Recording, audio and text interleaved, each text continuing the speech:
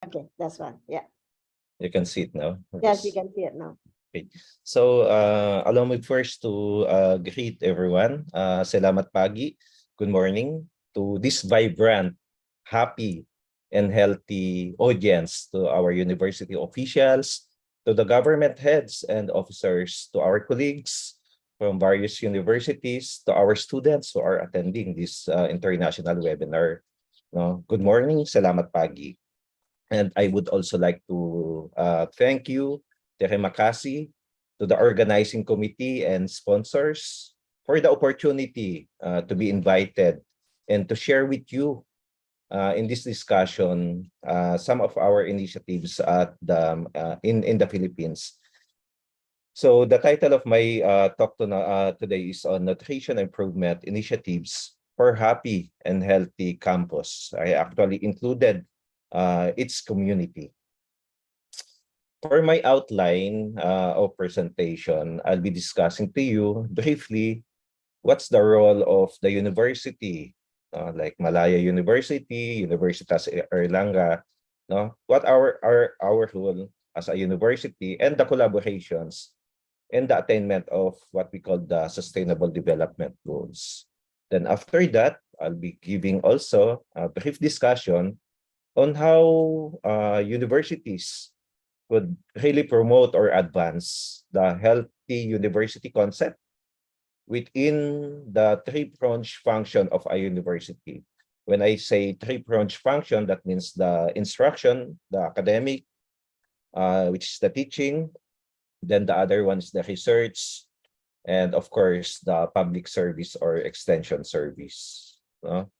Then after that, I'll be giving you or describing to you one of our initiatives at the University of the Philippines, which is the barangay, or maybe in more common term, this is now the village. We call it barangay in the Philippines.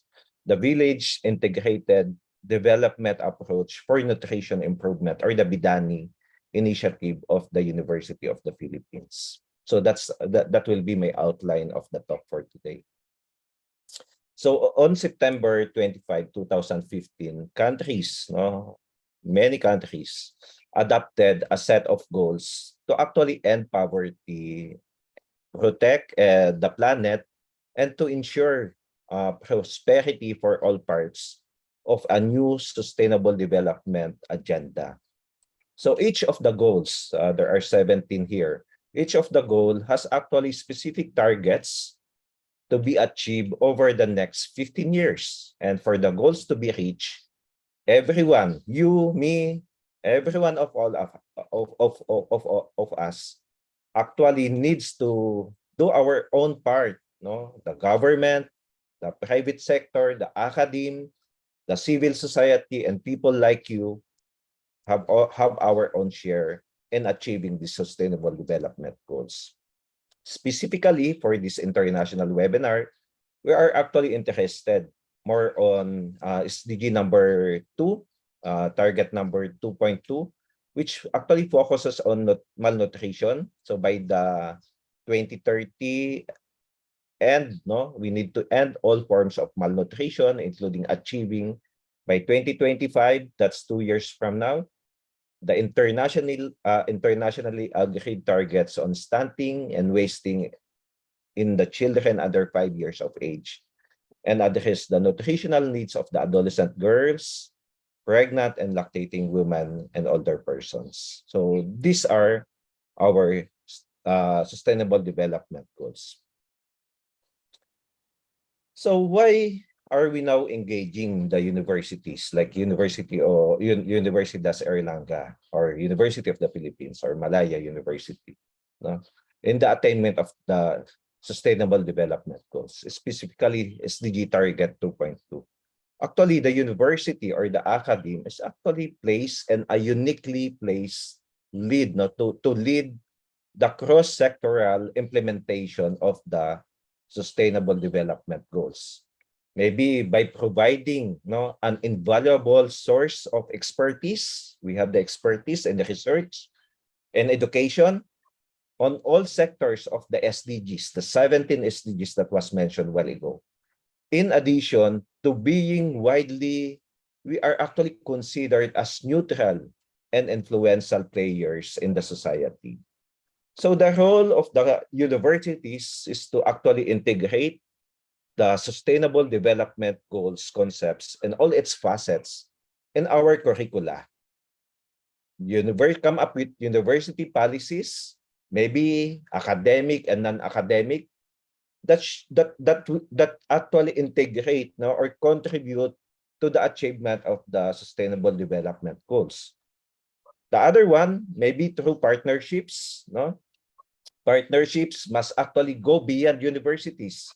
It could be, as mentioned a while ago by our university officials, not just only in Indonesia or in Manila or Philippines. It could be going global, no, or national cooperation, international cooperation is actually needed.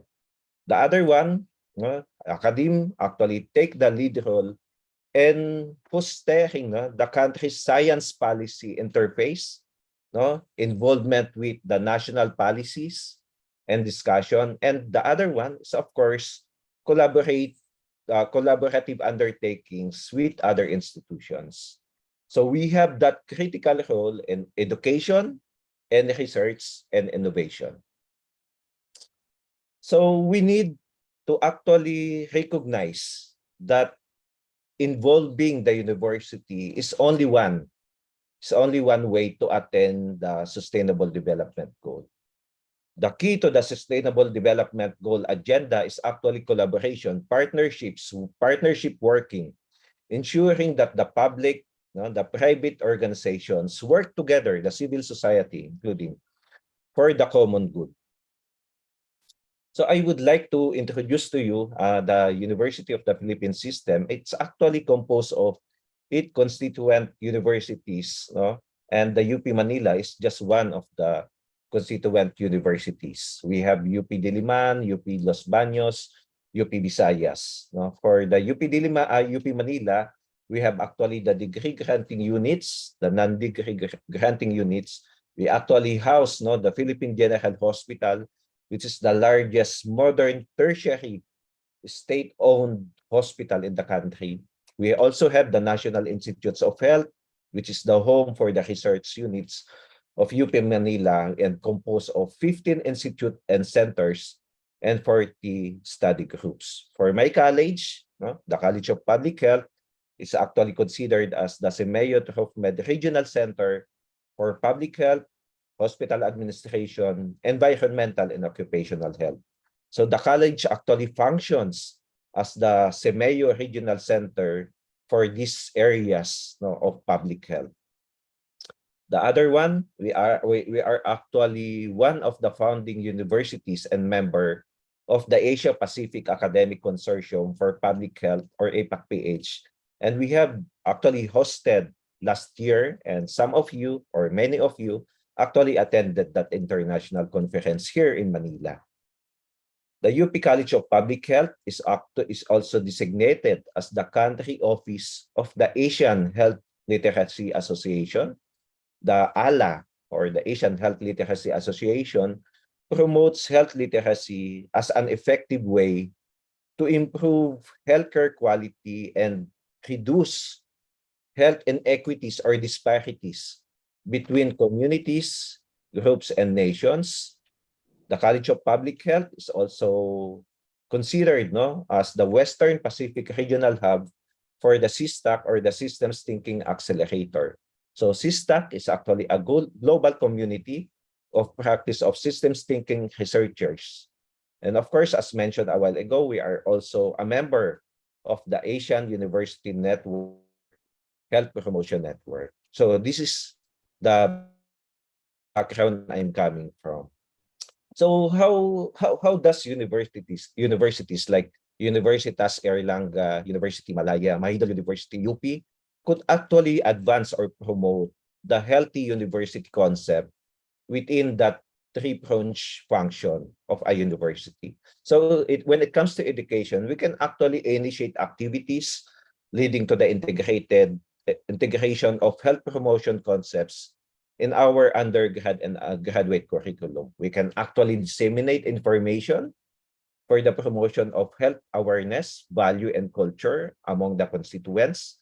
That's on the teaching. When it comes to research, we can actually conduct researches on health and safety in the academic setting to assist the decision-making and policy development of our government.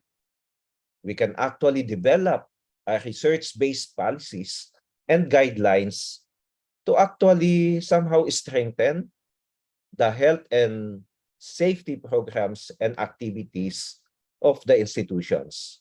When it comes to public health or extension service, we can actually provide health advisory support programs. We can actually engage the community, our community, to active volunteerism and health literacy, provide health promotion services to serve the needs of the community, and the university can actually provide venues for capacity building on health promotion research through such like this one, international webinars, coming up with training programs, workshops, and seminars.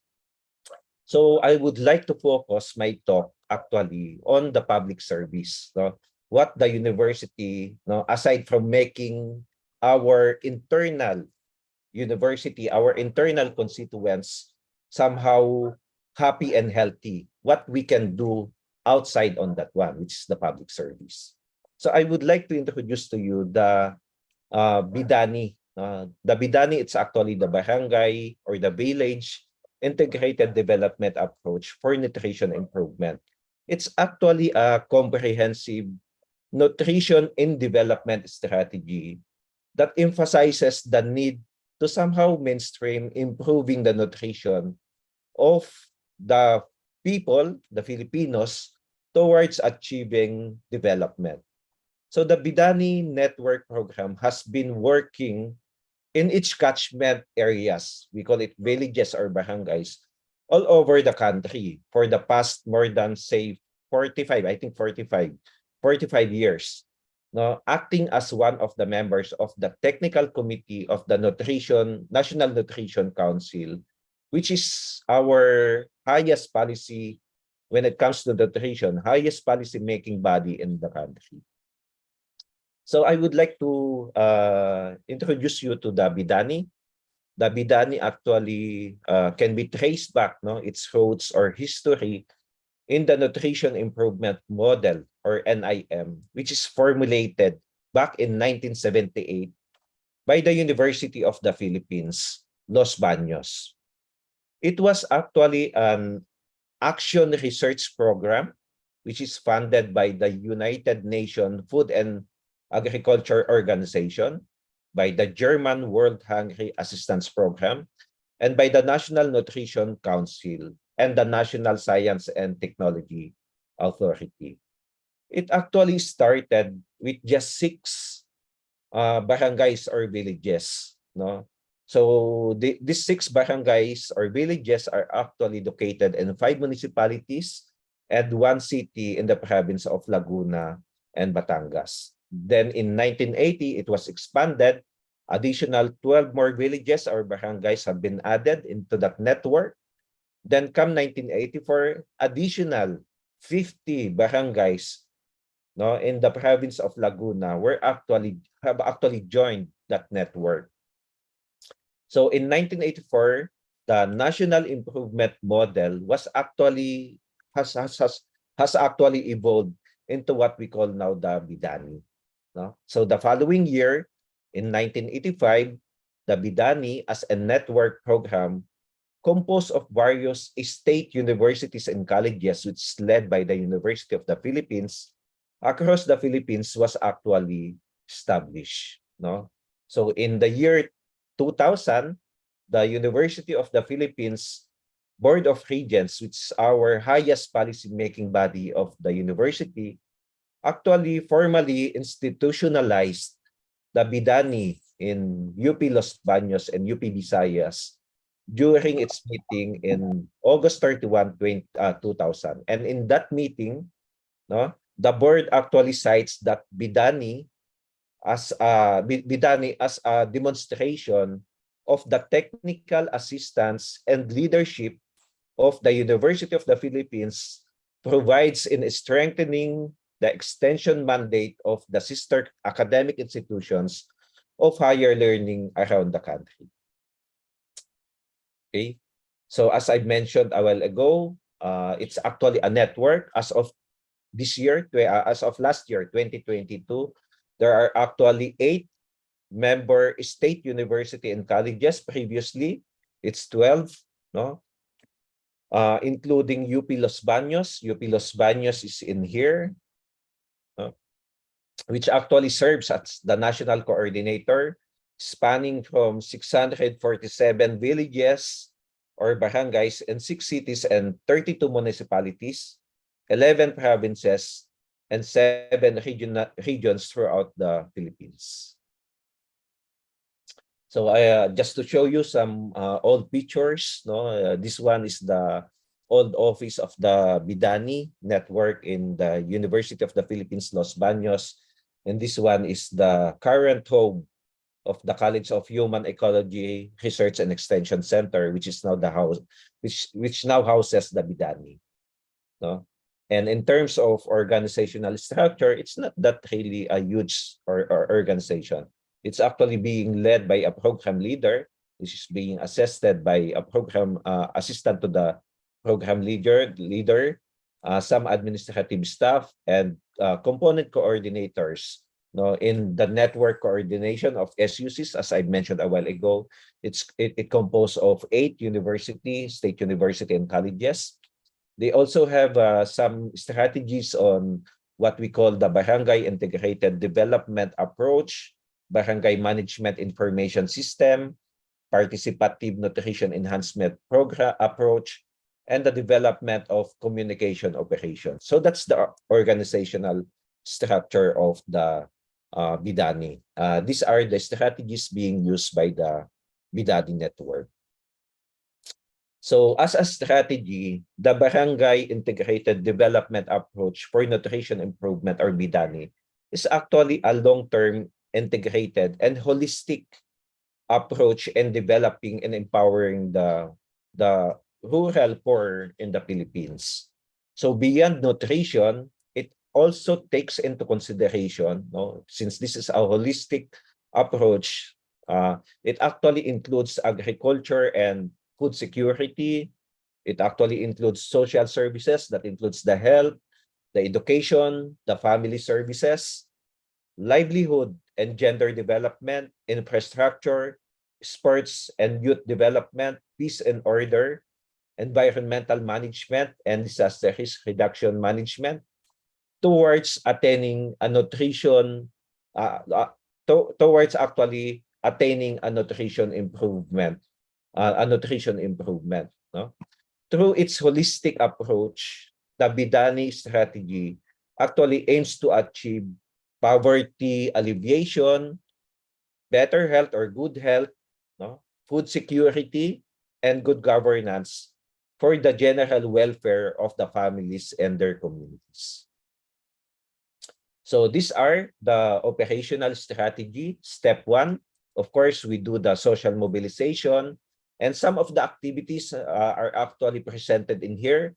So the presentation of the Bidani at the municipality or to the catchment area, then selection of who will be the prioritized barangay wherein the intervention will be done. There will be some action planning with the municipal or the LGU, then presentation of the strategy and the formulation of the program planning of the PPIC, program planning,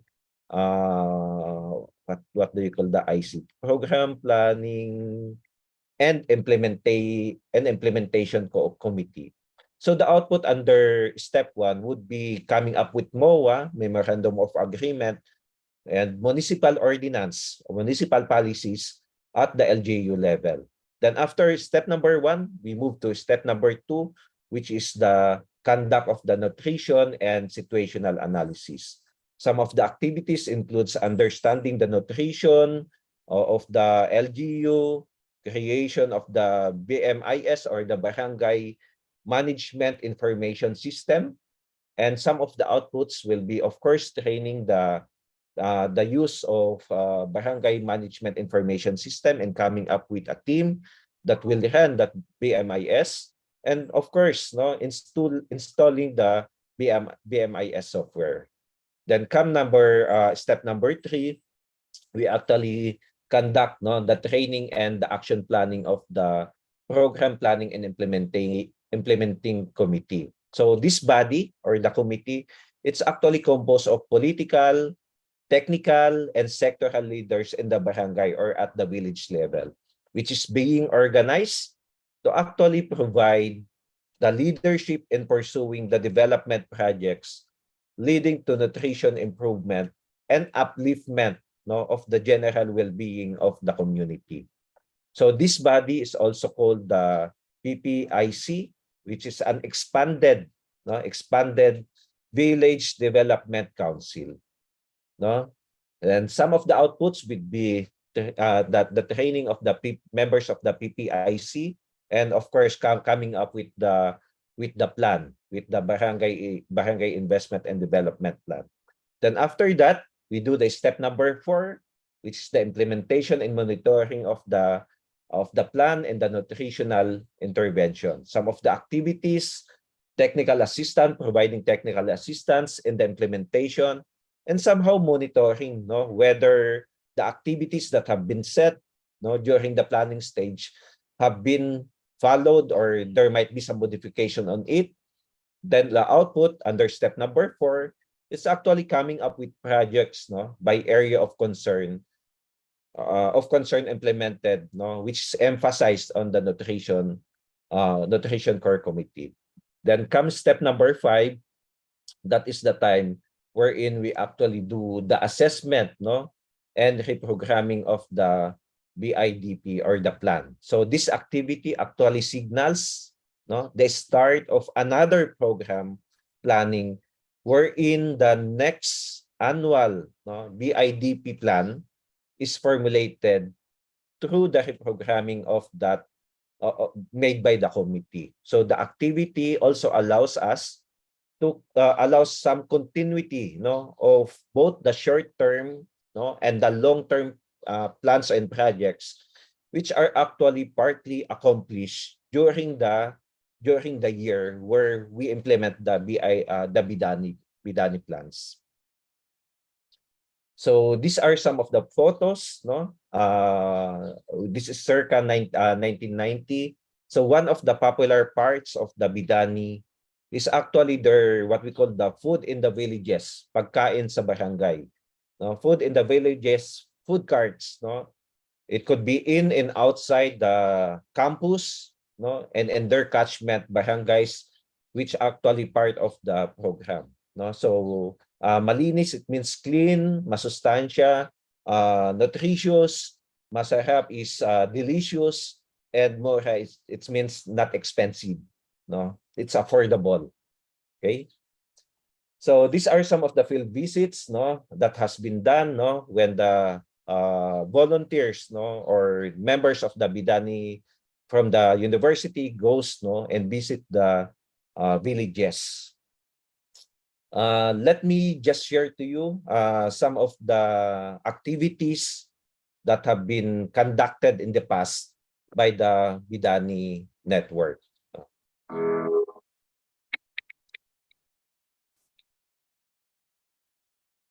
By the way, can you hear the sound? Now we don't hear any sound, but you have 5 minutes, okay, Prof? Okay. Yeah.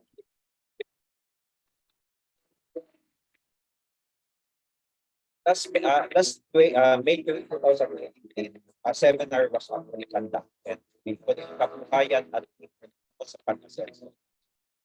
It's actually a seminar on livelihood and how to make budget.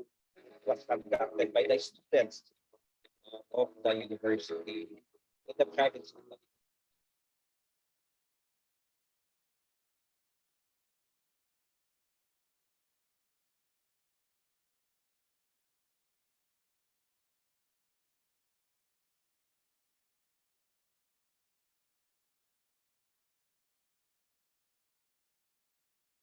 Second part, in April 2018, the University of the Philippines, Los Baños, actually conducted a talk about the first 1,000 days of time, and one of those is actually a learning activity which is attended by the residents of the village in one of the family, in one of the barangay in Los Baños. So the activity was actually organized by the students of the Bachelor of Science and Development Communication as participation in the first 1,000 days of life campaign.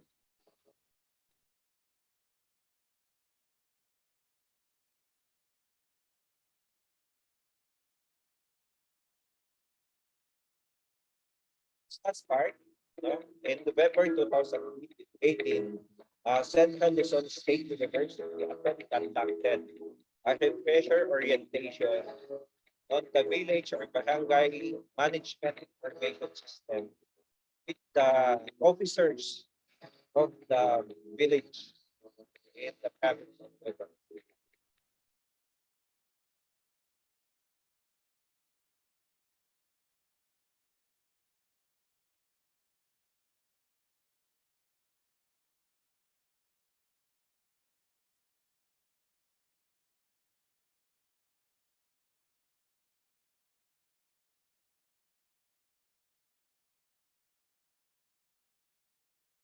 Okay, so I just would like to reiterate the Bidani Network program actually serves as the academy's, the university's unique and continuing contribution to national development owing to the sustainability of the Bidani strategy.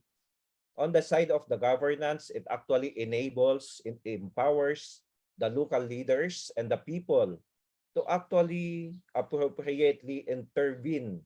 It could be directly or indirectly in solving problems regarding nutrition and development through the barangay integrated development approach. And in terms of the nutrition component, the Bidani actually contributes to the reduction of malnutrition prevalence in the barangays or villages, which are actually covered by the network program through the participative nutrition enhancements approach of the university. In summary, I have discussed to you the role of the university and the collaborations in the attainment of the SDGs, wherein nutrition is part of that one.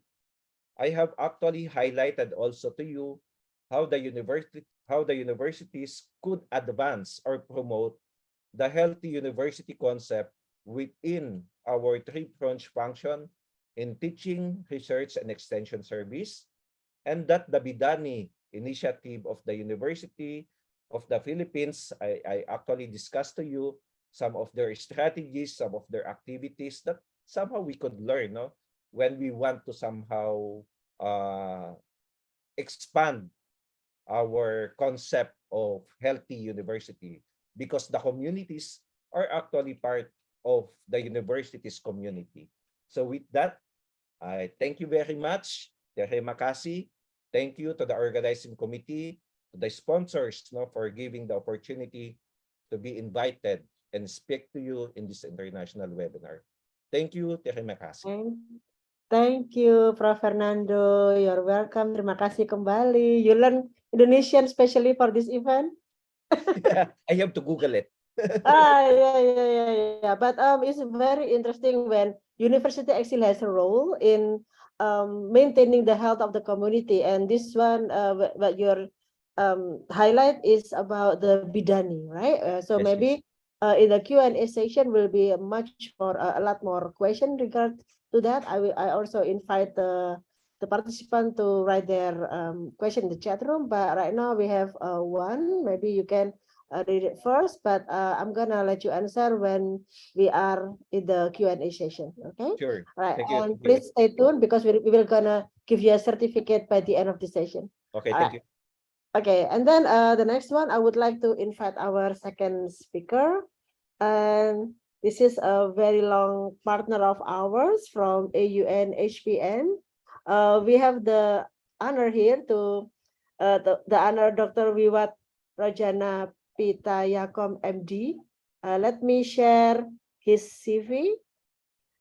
I know Dr. Wiwat, since we have the AUN HPN events since 2017. And since then, Dr. Wiwat has never missed an event for AUN HPN. I mean, the spirit itself is amazing, and we are very grateful that Dr. Wiwat Rajana Pitayakon, please, I apologize if I mention your name incorrectly. Please correct me if I'm wrong. But I would like to introduce the amazing Dr. Wiwat, that he is currently an advisor to the Asian Institute for Health Development in Mahidol University, Thailand. And his recent position include the director of the Center for Health Policy and Management from Faculty of Medicine Ramati Body Hospital. He also the director of the University Global Health Program until 2019, and also the executive director for the Health Promotion Sub-Network of Asian University Network. This is where I met him since 2017, and he has been an executive director since 2021. And he also worked for the World Health Organization, and currently he is an adjunct professor for Faculty of Public Health in Thammasat University. So without further ado, I would like to invite Dr. Wiwat to share the presentation about well-being for students, be happy and healthy. Time and screen is yours.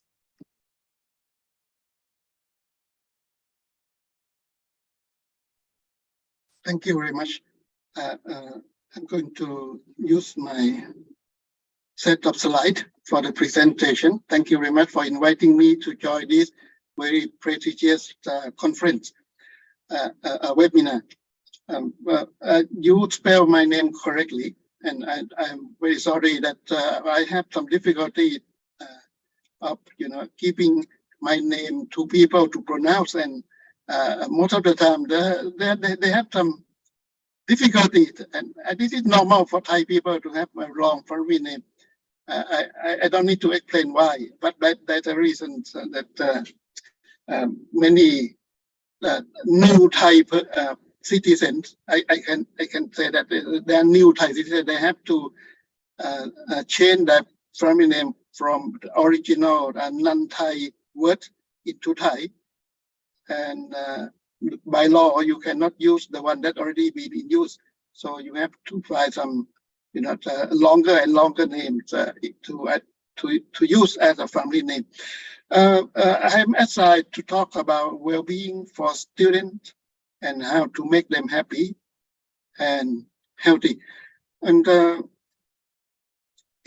the happiness and healthy, it's the role of individuals, but also it can be promoted and supported by organizations that they are in or that they associate with.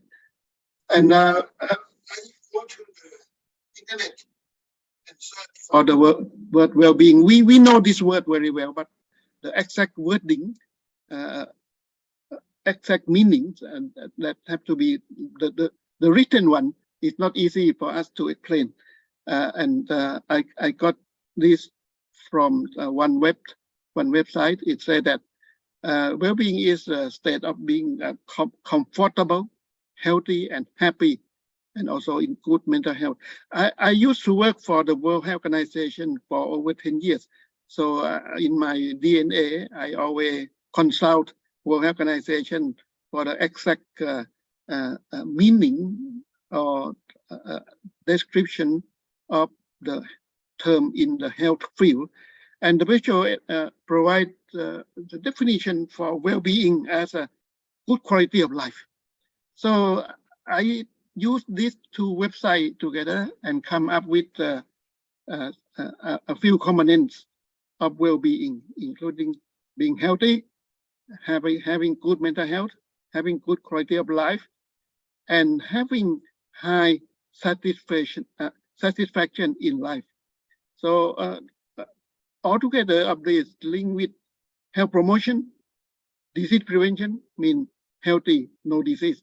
And when we say health promotion, also we promote mental health within the broad term of health promotion, and with life satisfaction. Satisfaction means we have a good work-life balance. So individual words at the bottom of this slide is something that I need to elaborate in order to provide idea or my opinion about well-being. And a few words about health promotion. The World Organization said that it's the process of making people, or people making themselves to control and improve their health. So the word health definition is not need. There's no need for me to describe to us. But I think it is the need for people to improve themselves, their own health, and but they need information to make the right choice, the right options. And why we need to promote health? The main reason is to avoid health problems. And in this slide, there are so many problems still in front of us, even though the World Organization wants you to have a goal for life, for health for all. And it said that health for all by the year 2000, which was set around 1977. But now it's the year 2023, still the health for all is not achievable, and it's still not possible. And a lot of questions, a lot of problems in front of us, particularly health issues. And in the last 3-4 years, we face a big problem, a very big problem of the pandemic of influenza. Of the Corona 2019 pandemic. And that in the last 100 years, I have never seen. I mean, when I study all the history documents in the last 100 years, there have never been any single disease that affect the every aspect of the society.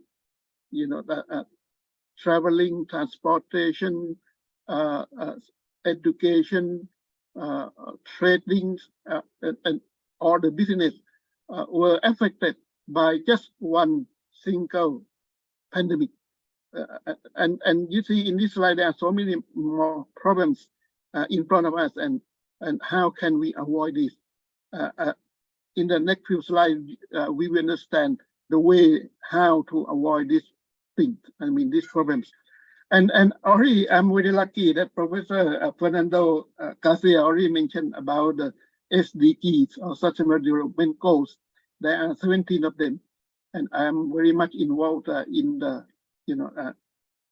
implementation of this. When I was working with the organization, these SDGs follow the MDG from 2001 to 2015, and now we are continue the MDG principle of having 17 targets or goals. Sorry, the number of targets is more than 70. There are 17 areas that need to be promoted. And Professor Garcia already mentioned about the area number 2. And now I'm going to mention a little bit about area number 3, which is good health for all people. And in these 17 areas, the detail is in this slide, which I'm not going to mention. But the goal number 3 itself, there are many sub-goals which will be shown in this slide. And there are 13 of them. 9 of the 13 the issues, 3.1 to 3.9. And then there are 4 more which link with the process. So issue and process. And for the issues, every one of them is still problem in most countries around the world, like the death of mother, the death of children, the communicable diseases and non-communicable diseases, including mental health and substance abuse, alcohol addiction, traffic accident, reproductive health services, universal health coverage, and some pollutions of air and water, for example. And so this needs to be dealt with by all governments. And I show on the right side some arrows, which when I analyze the way to achieve SDG 3, which aim to be achievable, or all country aim to achieve within by the year 2030. And when I look at every one of them, there's no way for any country to achieve without promotion and prevention, like traffic accidents. How can we wait for them to have accident and then save their life? The best way is to prevent accident, and many other areas also need prevention and promotion. So the keywords of promotion and prevention becoming more important for us to to act on. And then I will give a few words about disease prevention, and there are four levels of prevention: primary, secondary, and tertiary. This already been the issue of in all the courses of prevention that we learned when we were students. And this slide sum up the detail of each level of prevention. And primary is a prevention of universal that tackles social determinant of health. And then primary prevention is the prevention aim on the specific cause of such disease. Like if we want to prevent HIV, we have to try to avoid infection with that HIV by promoting condoms, reducing promiscuous sex, for example. And then secondary prevention means those already been affected but still not seen, not have any symptom yet. We call pre-symptomatic stage, and like a high level of cholesterol in the blood, some high level of the blood pressure, hypertension, up to the what we call the risky level, and then we have to deal with that during the secondary prevention stage. And the tertiary mean already developed illness, but how to avoid disability, avoid terminal outcomes of the disease. And then a few words about communicable diseases.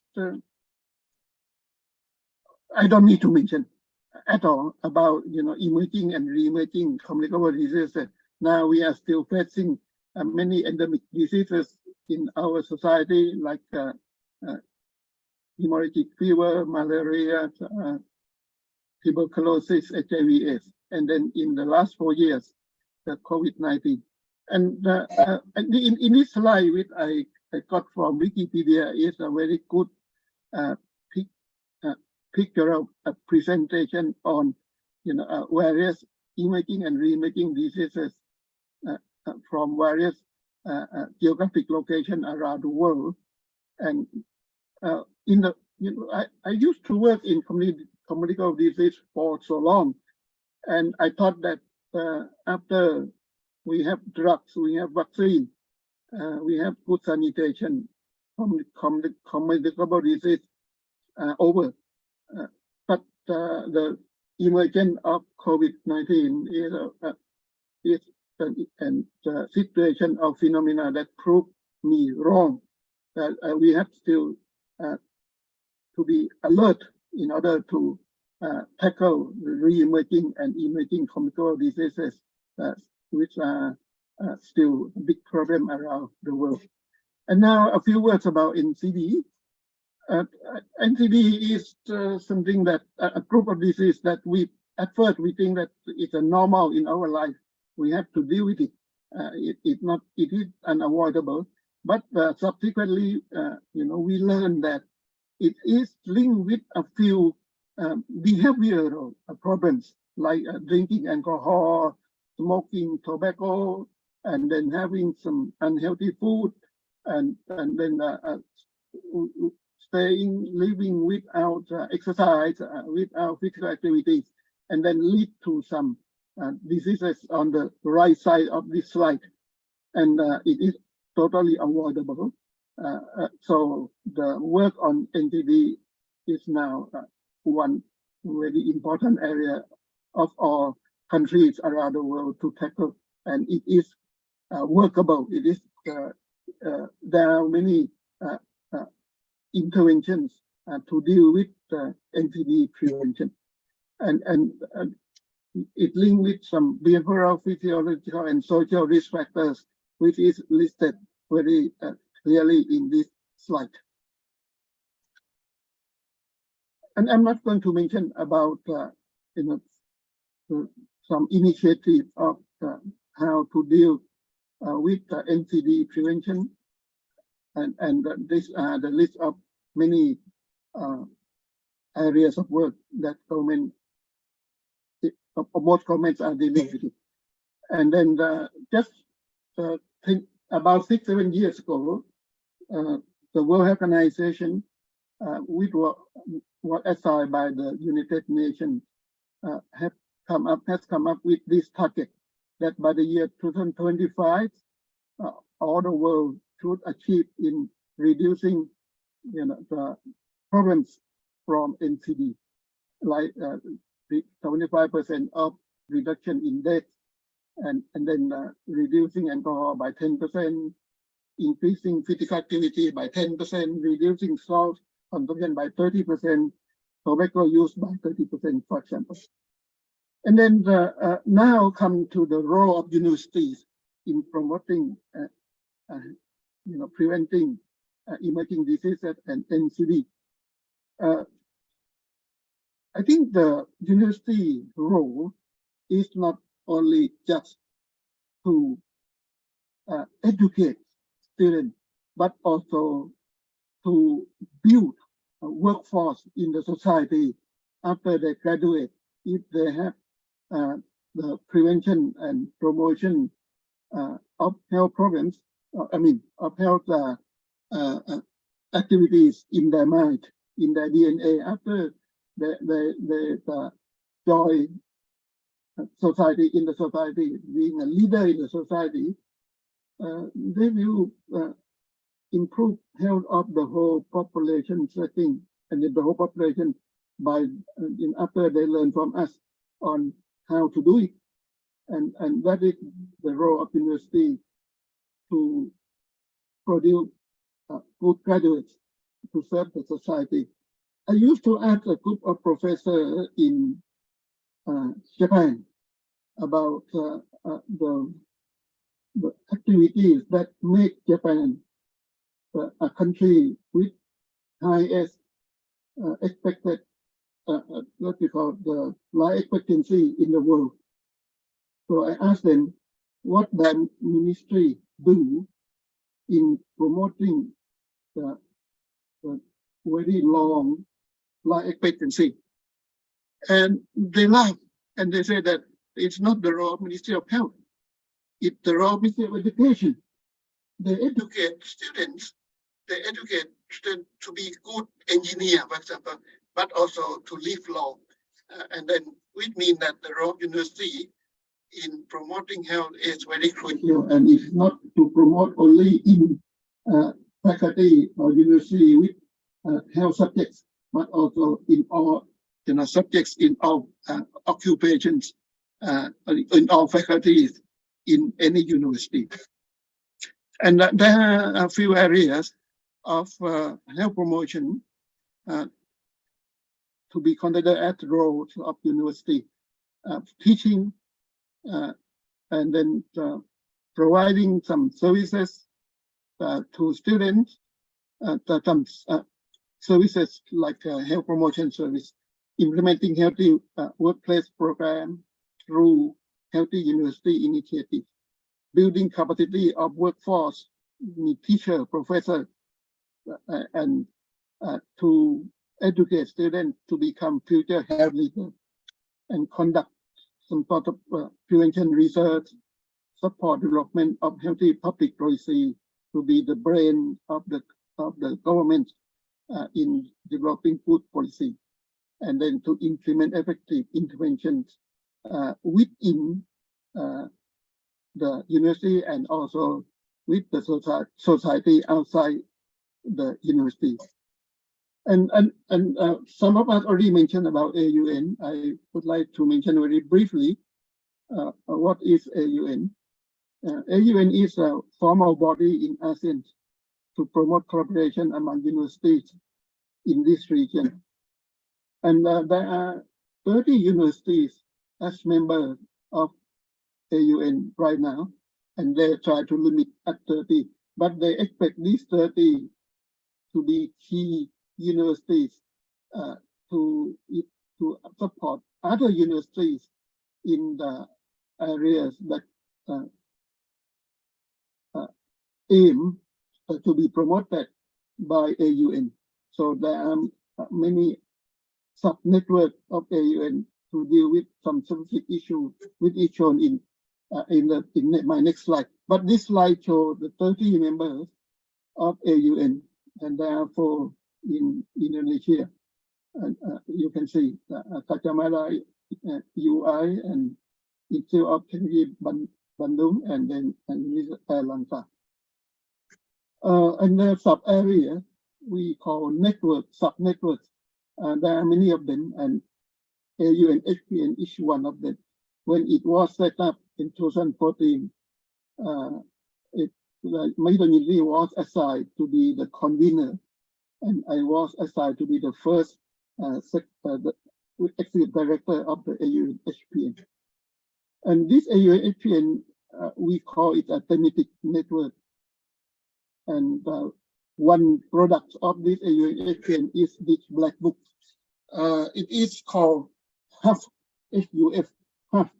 The HUF can be easily downloaded from AUNFI website or Google. If you type the word Healthy Unity Framework, then it will be the first finding in the internet, in the Google search.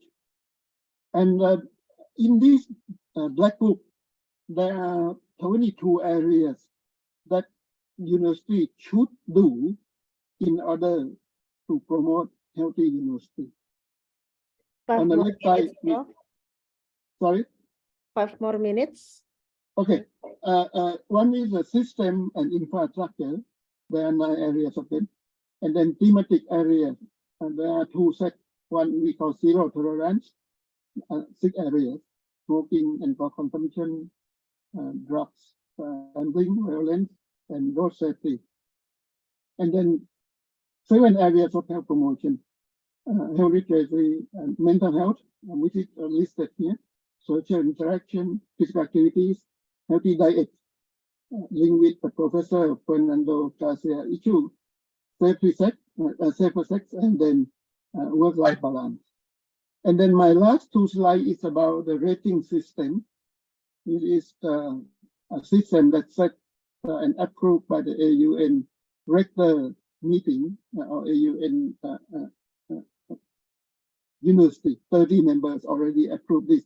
This is a way to look at how university progress on the health promotion.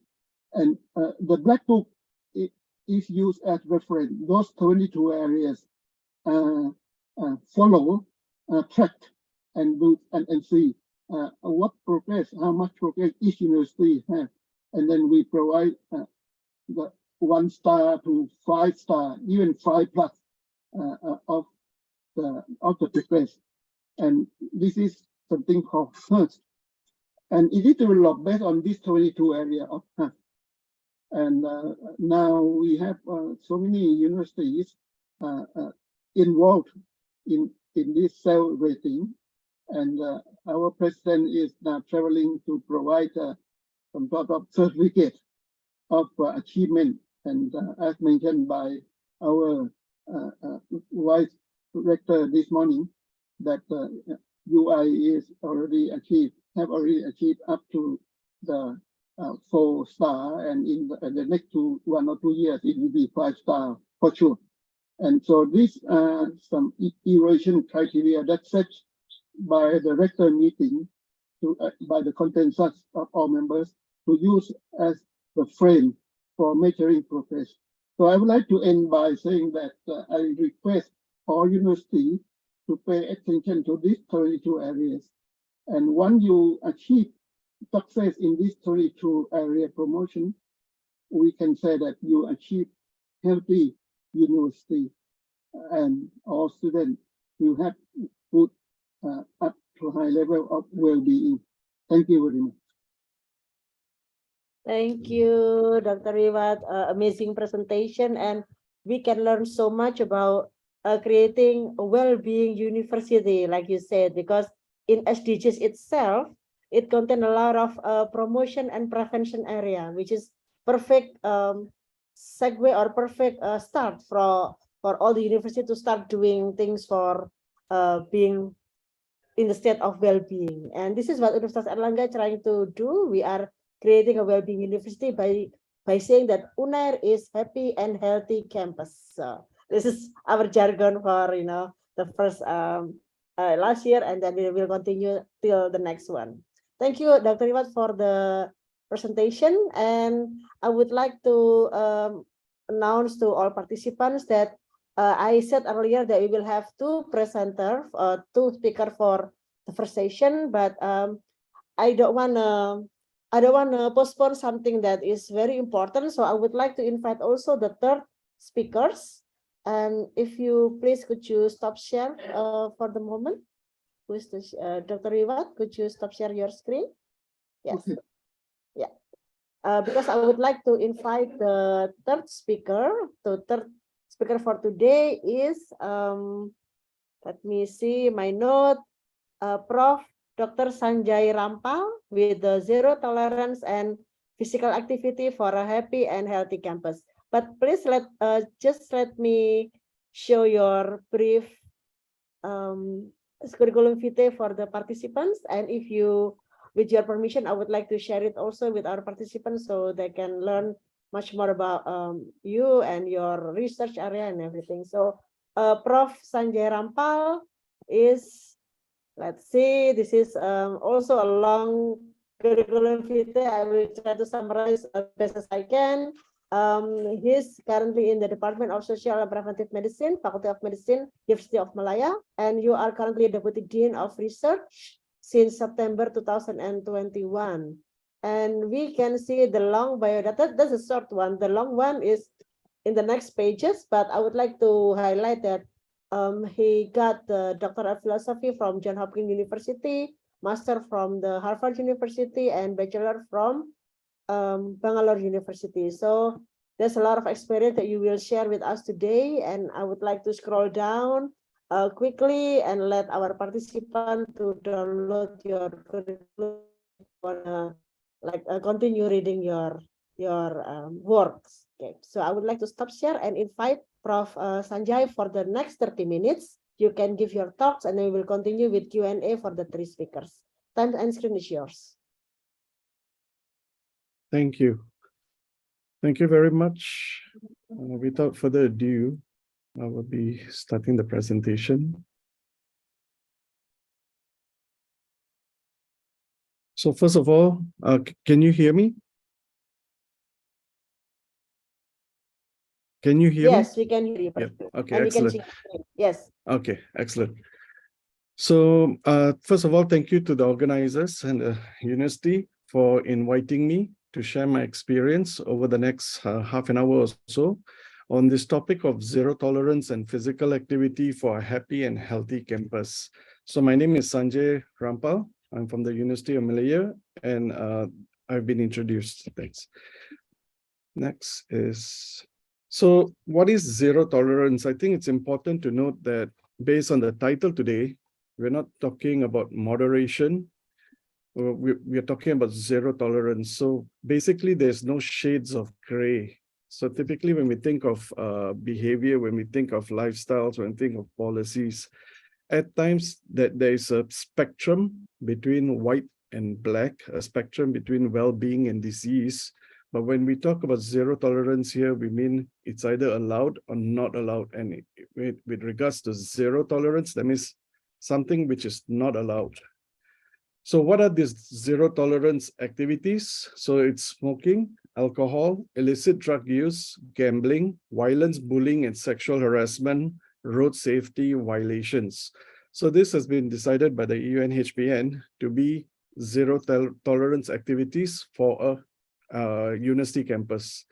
So the point is, I've only got about 20-30 minutes. If I was to go into deep detail into each and every one of these factors, it would take me a lot more time than that. So what I would like to do is, I would like to concentrate on two activities: smoking, alcohol, and a bit about physical activities.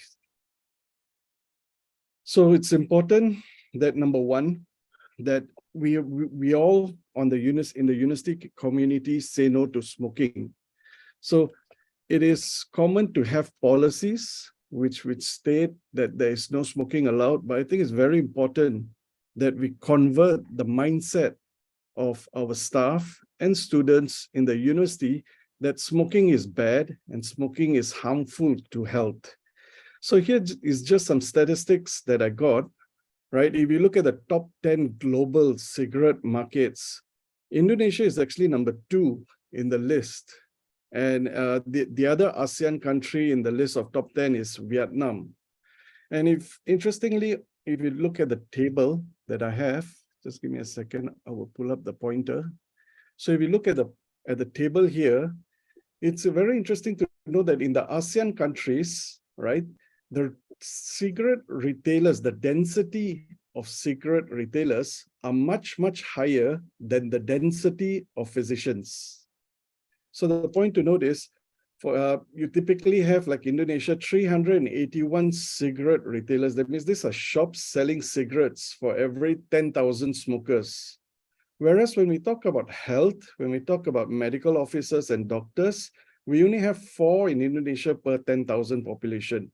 Similarly, you can see the discrepancy between the various countries, where there is a lot more availability of cigarettes than availability of healthcare. Now, we should also acknowledge that there is a toll from this habit of cigarette smoking. Now, if you concentrate on Indonesia, right, there's 290,444 Indonesians dying due to cigarette smoking per year. And today, for the whole day today, there'll be about 800 Indonesians who will die due to the habit of cigarette smoking. And that's not only the cause, right? If you look on the right-hand side, a lot more new smokers are being picked up every year, whereby you have 16 to 17 million new Indonesian smokers aged between 10 and 20 per year. That's a very large number. And you can also look at the fact down there that Indonesia has one of the largest or highest smoking rates around. So I think we move back to, should smoking be allowed on university campus? When we talk about this, I think a better question is smoking acceptable in universities? That means among our universities campuses, is smoking an acceptable habit?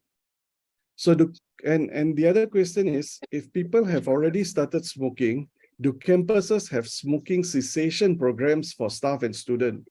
So there are many times, due to whatever reasons, someone has started the habit of smoking. So then the point there is, can we help the staff or student improve their health trajectory over time by stopping smoking? Now, if we are going to do something about smoking, I think we really have to look into the weeds. That means we have to go into the details and see whether smoking is acceptable among the youth. Because the university campus, if you think about the students of the university campus, they're at times reflective of the community around them and the nation around them. So when we look at youth smoking, right, and we look at boys, Indonesia has one of the highest rates at 38.3%.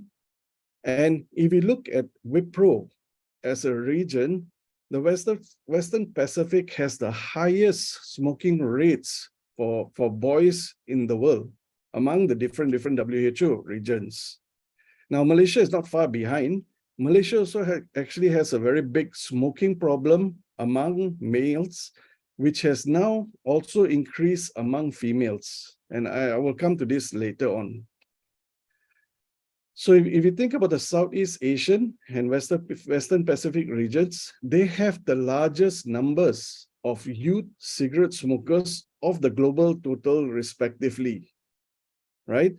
And if we think back about strategy and business, this was the business plan of the lobby.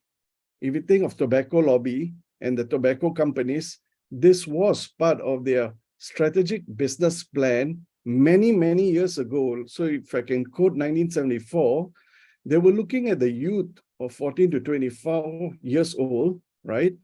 Because they think that when they can get the youth to start smoking, they will account for key share of total cigarette volume. So there's also actually good evidence to state that the younger a person initiates the habit of smoking, the more likely they will continue the habit lifelong. So I think at the university level, right? If you're a university level and we're a university community, we have to counter the peer pressure to smoke. So the point to note is our university students are young adults and youth, right? They are surrounded by a population where, especially among the males, about 40% of them, 4 in 10 of them smoke. So it's sometimes very hard for our university students not to say no, because there's so much of peer pressure. And in addition to that, I think we must also address this concept of immortality of youth that some of our younger adults have and adolescents have. This is basically a perception from a youth's lens, that means a youth's view, that discounts the long-term risk of behaviors on health due to the long lag between cause and effect. So let me explain. The youth will perceive an immediate short-term gain, but this short-term gain is associated with long-term harm.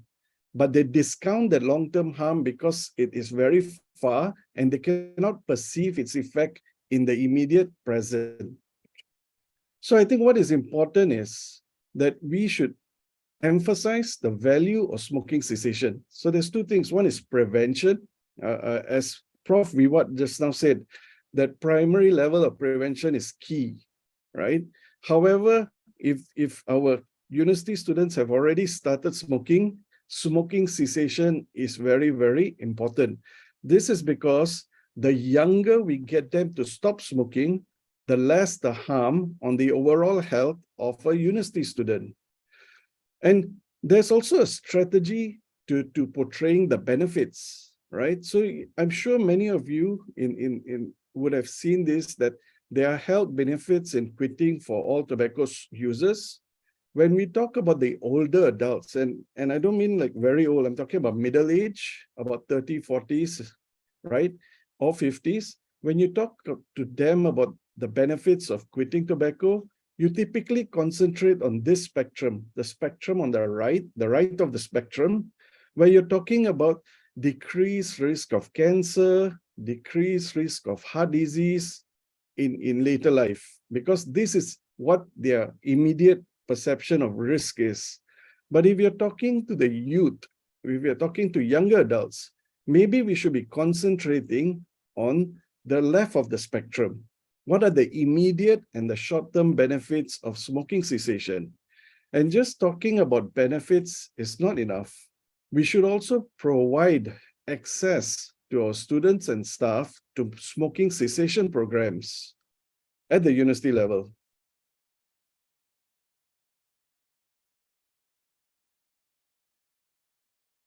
So I think it's very important that we emphasize the value of smoking cessation, right? We can also tell them that, so typically when you see about years gained by quitting smoking by age, you see about at 30, if you quit smoking at 30, you gain almost 10 years. But if you quit smoking at the start, right, then the gain is actually almost a lot more than this, because you would have stopped it at the start. Now, one point though is that while we seem to be making inroads with tobacco smoking, there is this issue of vaping and electronic nicotine delivery systems. That means like electronic cigarettes, the vaping devices, e-cigs, so on and so forth, One thing interesting, if you would notice here, is the overall trend among the ASEAN market is on an increase in the past 8 years, right? So there's an increase in the market. But if you actually go down and look at the details, you will notice that the increase in the ASEAN market is actually reflective of what is happening in Indonesia and Philippines, where in Indonesia, the market is on an exponential growth at the moment, where there is a huge increase, a year-on-year increase in the number of people who vape and who take e-cigarettes. Whereas in other countries, it is a problem, but the exponential growth is somehow retarded due to national policies.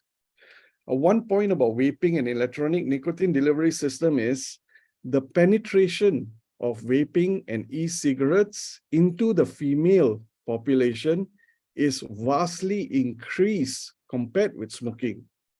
So the use of e-cigarettes and the use of vaping among females is a lot higher than smoking cigarettes. Vaping itself, without the nicotine, typically that's how it's marketed to our adolescents and young adults, that this is just a device. It allows you to feel some flavors. It does not get you hooked on anything, because typically they promote it as just a flavorful gas of ass, I think. However, what happens is, typically once someone gets hooked on a habit, be it holding something or having something, pulling or smoking, or even sucking air from a device, after a while, this is very habit forming. And typically a subset of this population move on into taking something more stronger, such as nicotine. And one big problem actually we have in Malaysia is that the vape industry is not regulated, right? So there's no GMP. There is no need for any, there's no regulatory oversight at the moment on the fluids being used in these vape devices. So as a result, two things have happened in Malaysia due to this vaping thing. Number one is they have been marketed, right, through the networks to primary school, to children as young as 10 and 9 years old. And what they have is they have an MLM system, a multi-level marketing system, where there's like a, lack of a better word, a dealer who then recruits members, who recruits parents, and the parents actually, there are many reports that the parents actually recruit their own children in schools to sell these fluids to their respective colleagues.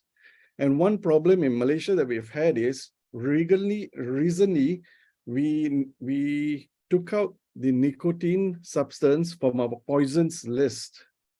And at the moment, there is no regulatory oversight on nicotine as a chemical.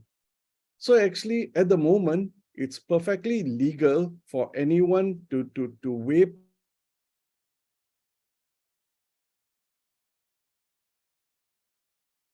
at the moment. This was supposed to be followed up by a generational endgame act, but it has been stuck in Parliament for some time now. Now, coming back to zero tolerance. So the question is smoking acceptable among university students? And if you think about it, university community.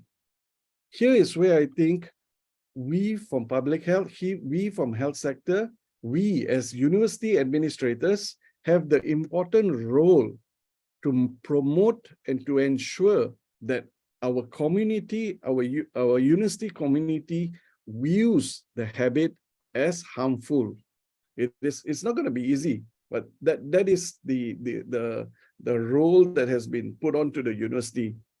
I think it's also important to have regulatory enforcement and ensuring fair and effective enforcement.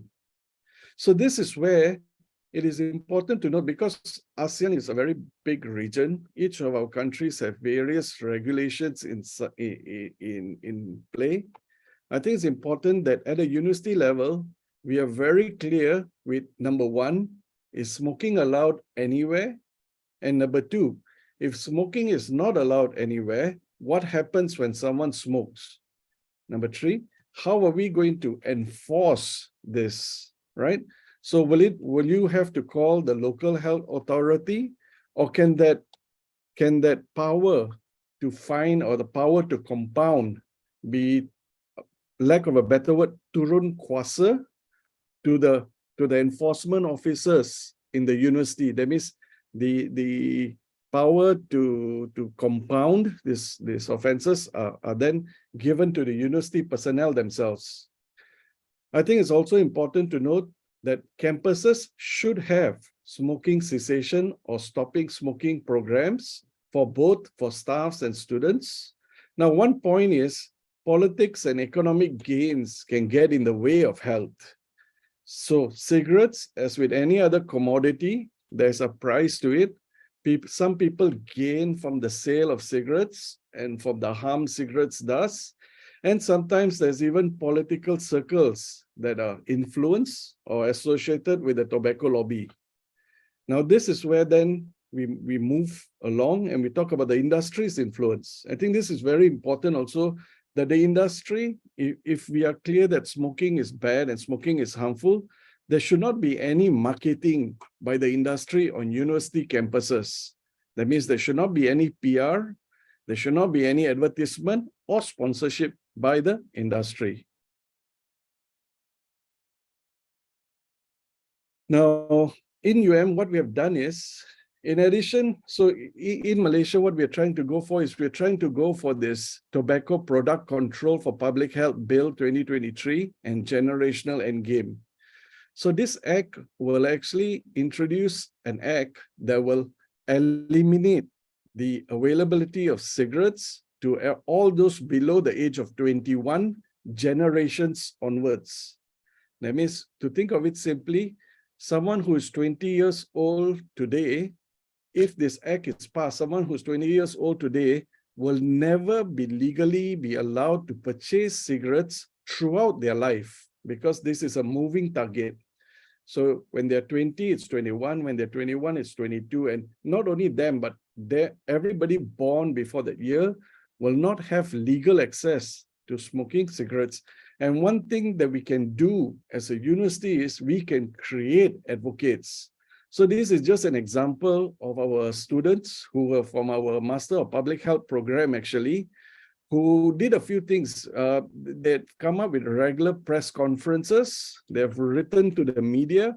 And in addition to that, sometimes you need to influence the political processes. And so here they have actually been to the parliament trying to advocate for a healthier future. So if we think about smoking, we think about the best buys. Whatever I've said is in line with best buys for prevention of smoking or vaping. That I will skip this in view of time. All those who are interested can read it later. The next thing that I want to talk about is alcohol use, right?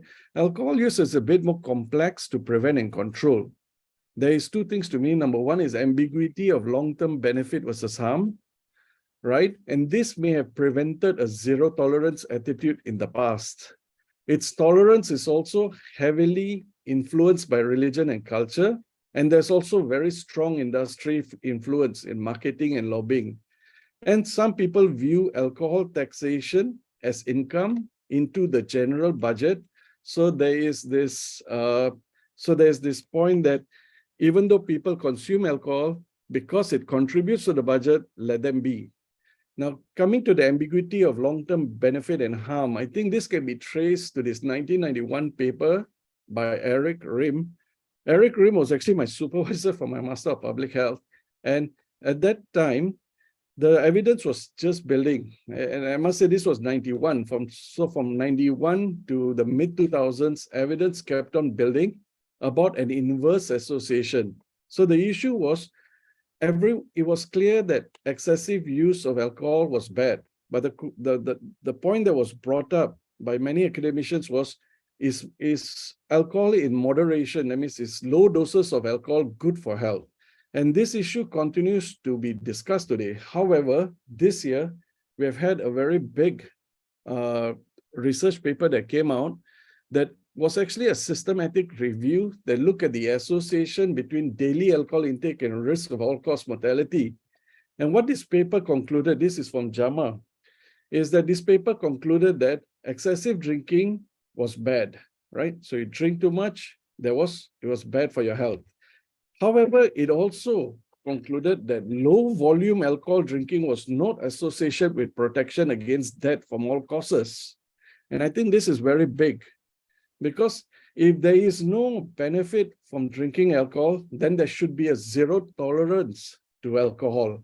So the issue is this ongoing ambiguity or confusion about long-term benefit and harm. Is it a problem of just research bias and lack of causal evidence? So this has moved, WHO has actually moved on from that. And WHO has called for the prevention and control for harmful use of alcohol. They've said that they've detailed how alcohol is bad for our body, right? That how much, what's the burden of alcohol use to our society, and also it promotes some interesting initiatives on alcohol. So that the initiative is known as SAFER. So I know Indonesia, basically that alcohol use is may not be as high or maybe very low actually in Indonesia compared to other ASEAN countries, but the ASEAN countries are actually heterogeneous in their use of alcohol.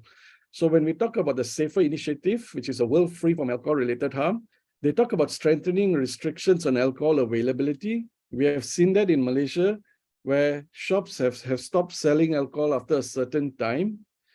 Second part is advanced and enforced drink driving countermeasures. So the harm of alcohol is actually twofold. One is an acute harm, which is typically results in increased accidents, road traffic accidents because of drivers, and also increased injuries, intentional or unintentional, due to acute intoxication.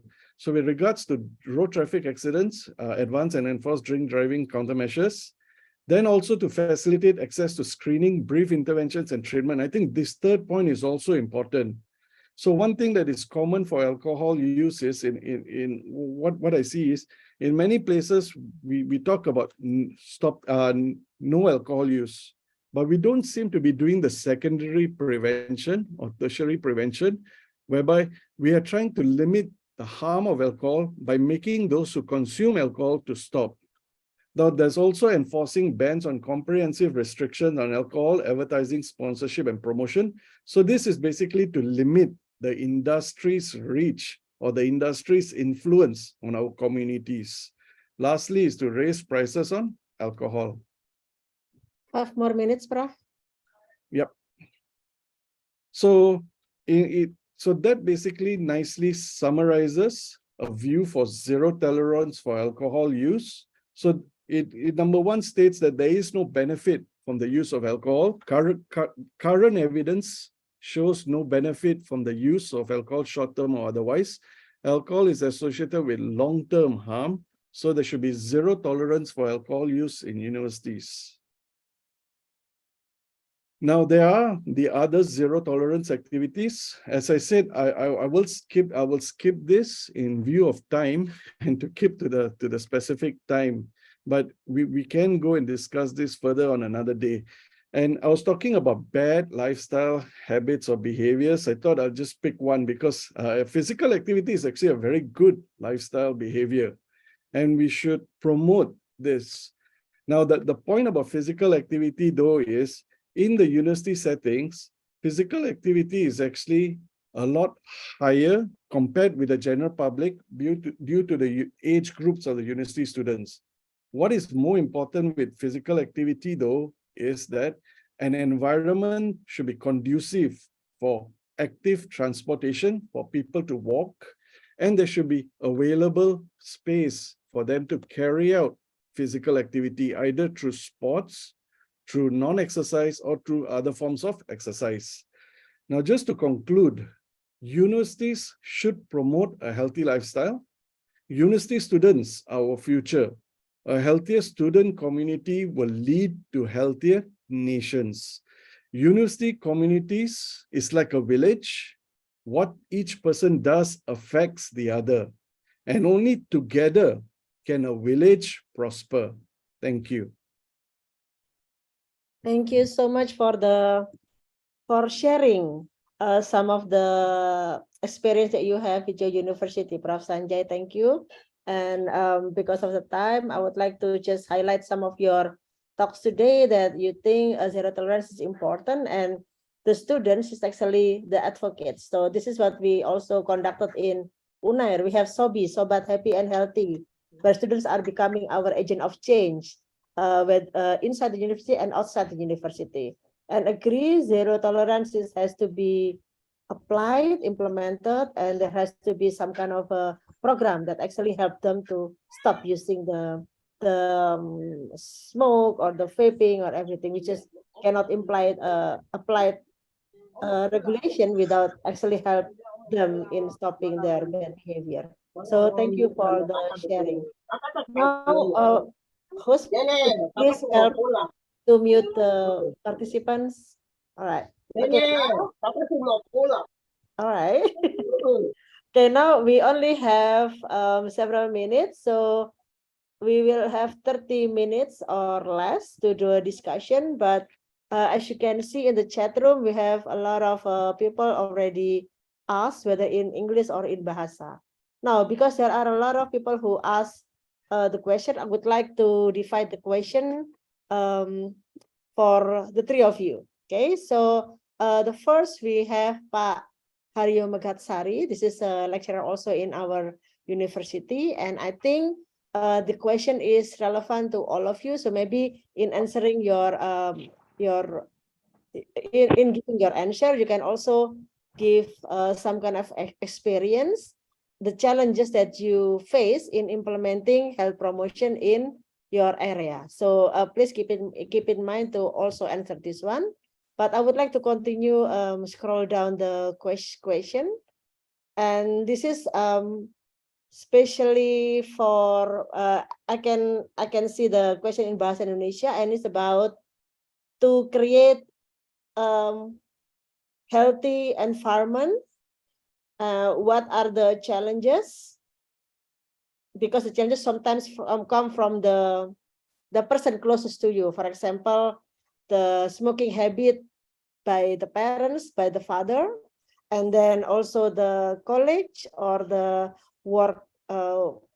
workplace environment. So this is the challenges to stop smoking for the people. So let me see. So there's a lot of reason given by the smokers to actually continue their smoking behavior. How to force the smokers to aware that what they are doing is wrong. And even though in the campus we have the specific unit that actually dealing with this behavior, for example, in UNAIR we have a sanction for those people who actually smoking on campus. We have all this money that we ask them to pay, or there will be a written notice from their superior to the person who actually smoke on campus. But how can you force them to stop smoking? Maybe this question I would like for Prof. Sanjay to answer this, because you talk more about smoking. Okay, and then I will like to scroll down, and also for the second speaker, which is Dr. Wiwat, there is a question for you about how to build a capacity building for the community, that because we need to make campus as healthy, but the community, wait, let me try to,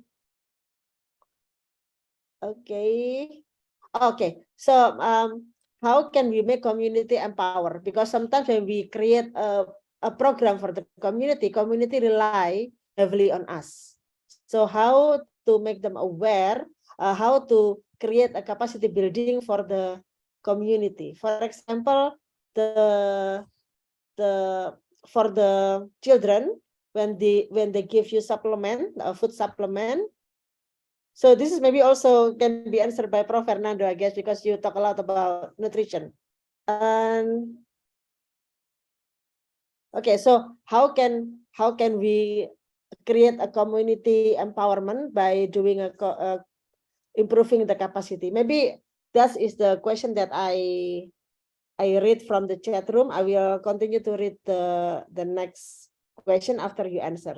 So maybe for the all speakers, can you answer the challenges that you face in your area in doing the health promotion? And also for the first and second speaker, can you answer about how to create a capacity program in your area to make people no longer depending on us?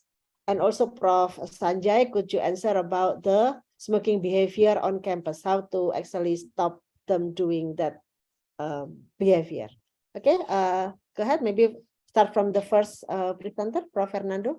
Yeah, thank you. Thank you, Professor Ira. No, as to the first question on the challenges no, to implement health promotion, this is in relation to what I presented to you about the Bidani.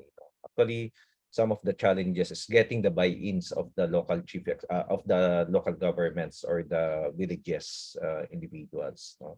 The other challenges would come from looking for funds, no, looking for or having that amount, not that level of human resource manpower to somehow deliver the activities of the project. And of course, how are you going to somehow encourage the people to somehow participate and join the activities, no? So those are mainly the challenges that we have encountered, no, in implementing health promotion in that case. So what we did, no, in doing in addressing those issues is actually coming up with an effective plan. So the group, the network actually plan ahead, no, on what to do, how can we engage the community. We can actually invite them, no, to work with us, no. During the planning process, the local chief executives or the local leaders, no, or the village folks would be part of that planning, no, in developing and crafting the activities so that they will have actually that concept of co-ownership, that they own the program, they own the activities, so that when we implement those activities, then we have that buy-in, no, in doing the activities. So those are some of my inputs on this one, Ira. Thank you.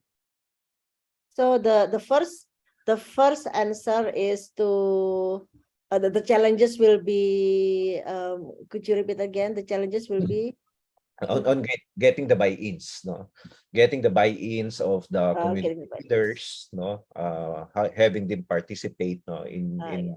in the activities. So that's why they have to own the program since the first step, right? And Yes, what about yes. the second one, the capacity building?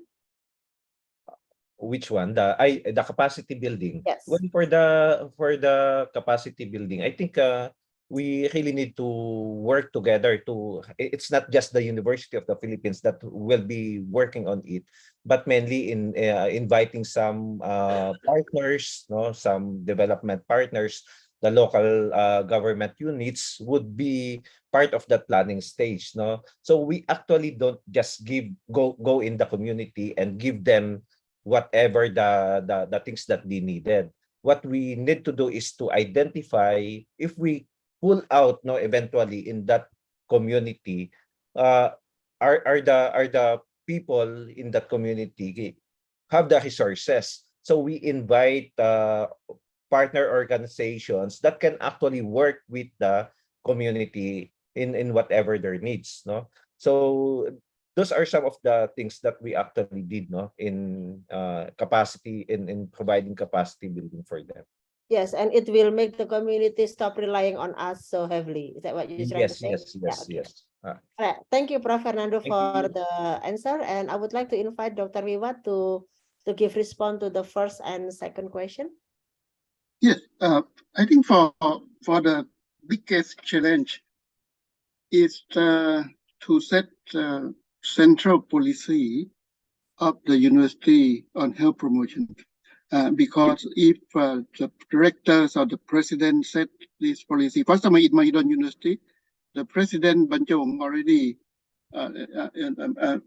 4 years ago sent an order, more or less like an order or the university regulation or something, for all faculties to implement the black book, the health promotion.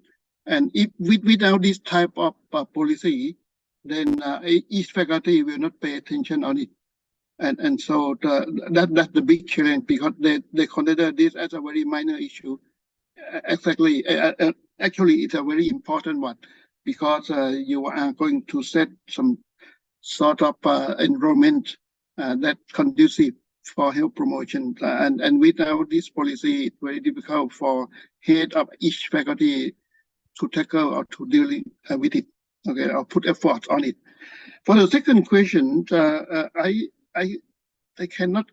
I'm not so clear about the question, but it more or less like how to build capacity of the communities.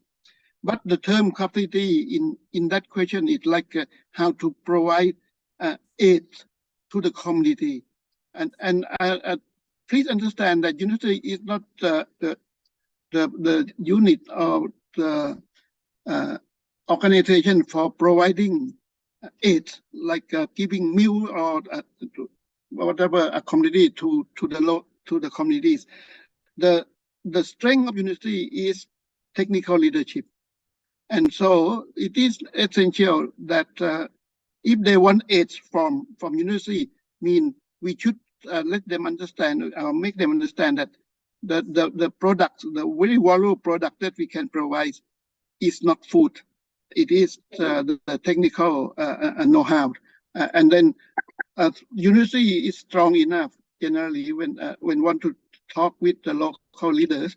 It's very easy to organize a meeting with local leaders to build some sort of strong local policy on promoting health and the importance of health promotion, and then provide technical support by having some sort of group of professor or staff to work closely with the community people on that particular different areas. And also university have also capacity to link with national stakeholders to provide whatever support that need in that particular communities, which make improve the community to be the same as other community in terms of the big problem of that communities. For example, that link with these 22 areas. And I raised these 22 areas, and the presentation of Professor Fernando and Sanjay already stressed the importance of this some area of this 22. And then if we push these 22 strongly, then I can be sure that with university and the society nearby, you'll be much improved. Thank you. Okay, thank you, Dr. Iwat. So having a central policy is very important to tackle the challenges in health promotion, and also to create an understanding to the community that the university role is to provide expert or technological means or tools, but university should work with the stakeholder, right? The person who actually work close with the community to increase their capacity in helping themselves later on. All right, thank you, Dr. Iwat. And I would like to invite Prof. Sanjay to answer about the smoking behavior on campus, how to stop them from smoking in campus. Thank you very much first for the questions and for the question. So when we look at smoking, all right, and we look at certain regions or certain areas, I think the problem is that smoking is a normalized behavior. So when the prevalence of smoking is so high in our community, it becomes normalized. I think that's the issue, because then what differentiates going from a community outside the university into the university? So I think this is where we will have to try to modify behavior. And the first thing we can do is we can denormalize the behavior of smoking. How we do this is different for students and staff. I think for our staff, and I refer to one of the questions when staff are smoking, this used to happen in University of Malaya many years ago. If you go back 2-3 decades, there was smoking in meeting rooms and even among the doctors many decades ago. So what has happened is there was a policy to stop smoking, and I think this is where it's important that we do this in stages. So sometimes when you want to stop you want to stop the behavior of smoking, you may want to set up areas where some people can smoke far away from everyone else. That's harm reduction to the general population. But then with clear idea that after a 5-year transition, after a period of transition, smoking will completely not be allowed in that area or that organization. I think it's also important that if you're talking about behavior, many of the staff and students look up to higher management. Sure. So I think it's very important then for, as I refer back to Prof. Viwat, that the management of the university gets engaged and involved with healthier behavior. If you have the head of a CEO of an organization smoking, walking around smoking around that organization, that's normalizing the behavior. I think so that's very important. A CEO may smoke, but shouldn't smoke in front of everyone else, right? Because the CEO should be promoting a healthier behavior. So we look up at leaders. Leaders promote behaviors and normalize behaviors. I think the other aspect is also to decrease excess. So I think in many universities, smoking is tobacco products are not sold. Vape exists in a gray area.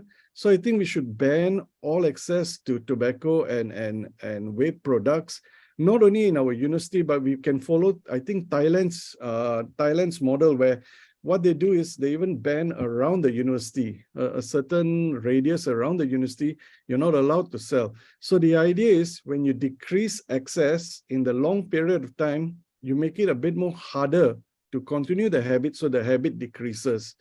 It's also very important that to limit marketing and sponsorship of the industry. I think I'll go into industry later. But coming back to the students, I think the grassroots, involving the students, engaging the students, and empowering the students are very important, because these student groups will actually have the highest peer pressure among themselves to encourage their colleagues, their peers to stop smoking. That's what we have in University of Malaya, where we have formed there's actually a student body which is looking into prevention and even stopping smoking among their peers. And even when the students group form these bodies actually become very powerful in influencing the community in the university. There's also the issue of incentive, whereby incentivizing good behavior. I think when we talk about incentivizing, this is more akin to staff, and rather than a specific behavior, it may be better that we target a basket of healthy behaviors, and we incentivize our staff to actually adopt these healthier behaviors. With regards to penalization, that's another issue when we're dealing with university students, right? Where their socioeconomic status is rather restricted. So I think penalization has to be transparent and fair. I think I'll stop at there. Thank you. Okay, that was the question from Pak Haryo. Thank you for the question. And Bulani, if you have any further follow-up question, please type in the chat room. And I'm also waiting for somebody who actually raised their hand. But Prof. Fernando, you wanna add something? Yeah, go Yes, ahead. thank you. I just want to add also on what Dr. Sanjay mentioned. No? We need also to consider that smoking cessation and those other things, these are actually adaptive challenges. When we say adaptive, unlike in technical, when we say adaptive, it's really difficult to identify, and it requires some changes, as mentioned by Dr. Sanjay in a while ago, that it requires changes to attitudes, to the values, to the belief, and maybe approaches to work. And it requires a lot of changes across many and sometimes unknown boundaries. And this one, the issue has to be solved by the people who have that problem. Even if we have the policies, if they don't, the concerned individual doesn't change, then that remains another problem. And lastly, no, an adaptive challenge, there's no quick fix. It requires time. It requires constant experimentation on what intervention will become successful. So those are some of my inputs also on that particular question. Back to you, I. Yeah. You. Before you leave the spotlight, I would like to continue. There are some questions that asking about whether you actually fires or make students drop out from their study because they are they're Ada not yang masih abide by zero tolerance policy in your university. I would like to invite Prof. Fernando and later on maybe the other speaker to actually comments on this, whether you actually takes like hard sanction, like for example, put people at from their work, or maybe just make students drop out from the study or something. What is the worst sanction that you have for these people? I think it didn't reach to that point. I think it's a regular, constant monitoring of that individual. So maybe they will be called into the student office of the student office, then talk to them, coach them, and provide them the necessary advices or necessary interventions. That also works for university personnel who have this type of challenges. Okay, so you actually never make somebody lose their job or lose their study because of the behavior. Yeah, okay. But what about the industry, the one that supply them with a cigarette? Have you ever done something for them? Because there's also a question for from Bu, I think Bu Dani, yeah, about industry that actually provide this. Yeah, actually, here I just want to share also to you that we actually also received some invitations. They asked us to conduct some researches funded by these industries, and we say we're at the College of Public Health, and no, we regret to inform you that we cannot accept those kind of researches. So we are also bound to some ethical guidelines on what engagement the university have to conduct to promote the concept of healthy university. All right, thank you. So we actually stop access the product, making sure the product is not going near our campus. Thank you, Prof. Fernando. And I would like to invite the second speaker, Prof. Dr. Iwat, to give the opinion about the sanction that has been put for these people who don't abide by the zero tolerance. Okay, I think the word sanction, if we are talking about institutional sanction, I think it's not appropriate. For me, I don't feel that we terminate the study or whatever. But social sanction is more important. If for example, if you go to any setting like at the airport, if one person smoke, then all of other people's eyes will stare at that person and make that person feel uncomfortable, and they will stop smoking. This decision is not much relevant for Thailand generally because of the law that the law mentioned that there are some certain locations, certain place that people cannot smoke, and so the smoking in those settings will not be seen generally, except when we use the term public place. The definition of public place is quite broad. For example, at a bus station, that is a public place. And if people smoke, then what happened? Sometimes we have to expand the definition of public place to ensure that this law covers that. But the word sanction, for me, I think that social sanction is very strong process. And I can see some example, like if it is not a problem in Malaysia, but in Thailand, the helmet use is something that even by law, but the enforcement is very low. So the sanction mean that a photo will be, taking photo of that person and share in the social media, something like that. And that will be strong enough for that person to feel that the society don't accept them, and they will try to adapt themselves to be, a publicly acceptable way. These are some examples, and this includes smoking, drinking, whatever. If we use social sanction, it will be very powerful for people don't afraid of law, but they're afraid of some sort of the reaction from their societies. Thank you. All right. So the influence of their society, reaction of their peers, it might be stronger than giving them a sanction. All right. Thank you, Dr. Iwat. And But that is also sanction. We call social sanction. oh, true. Yeah, they also sanction. Right, right. Thank you, Dr. Iwat, for reminding us about that sanction from social is more powerful than given by the institution itself. Okay. Thank you, Dr. Iwat. Prof. Sanjay, would you like to give feedback for the questions?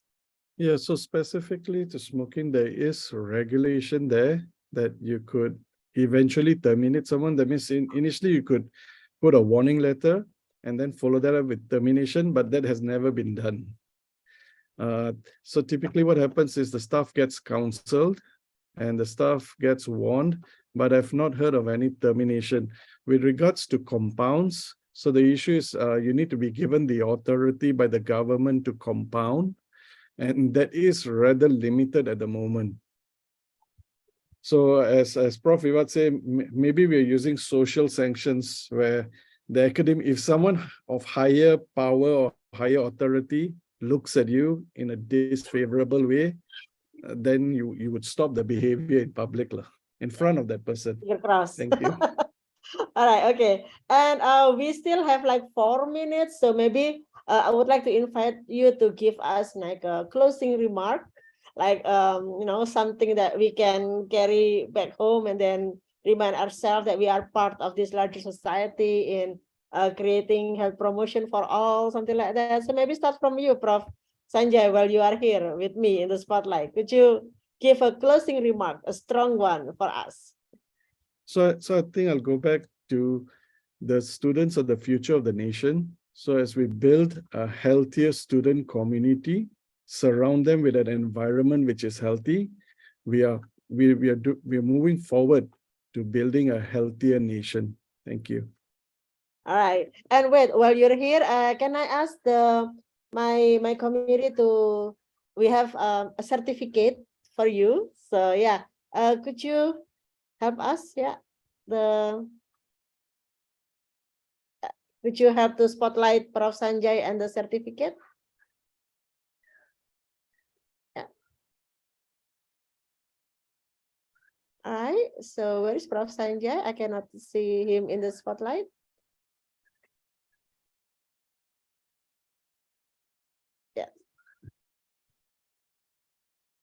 Okay, so unpin me and put that. Okay, all right. Okay, good. And this is a little bit something from us, Prof. Sanjay.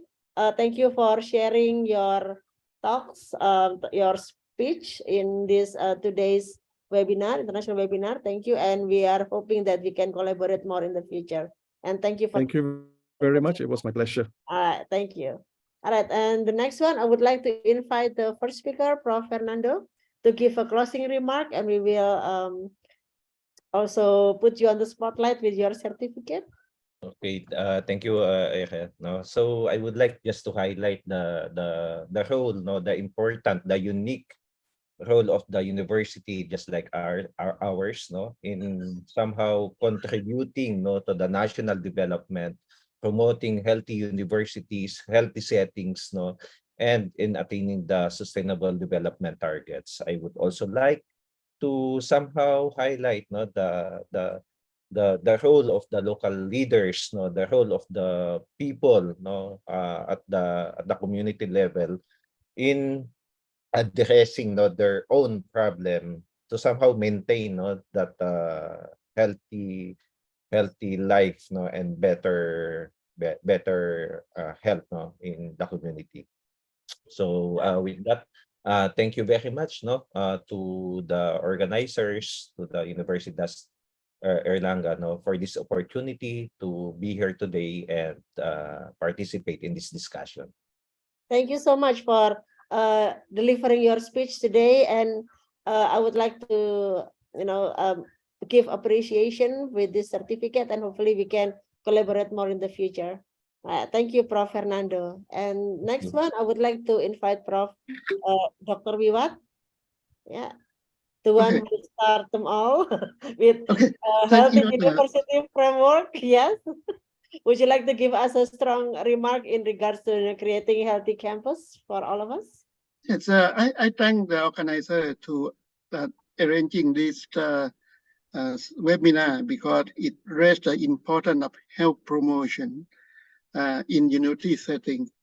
And I would like to request that you please share this type of activity with others so that they will initiate or they will try to do the similar thing to promote healthy universities.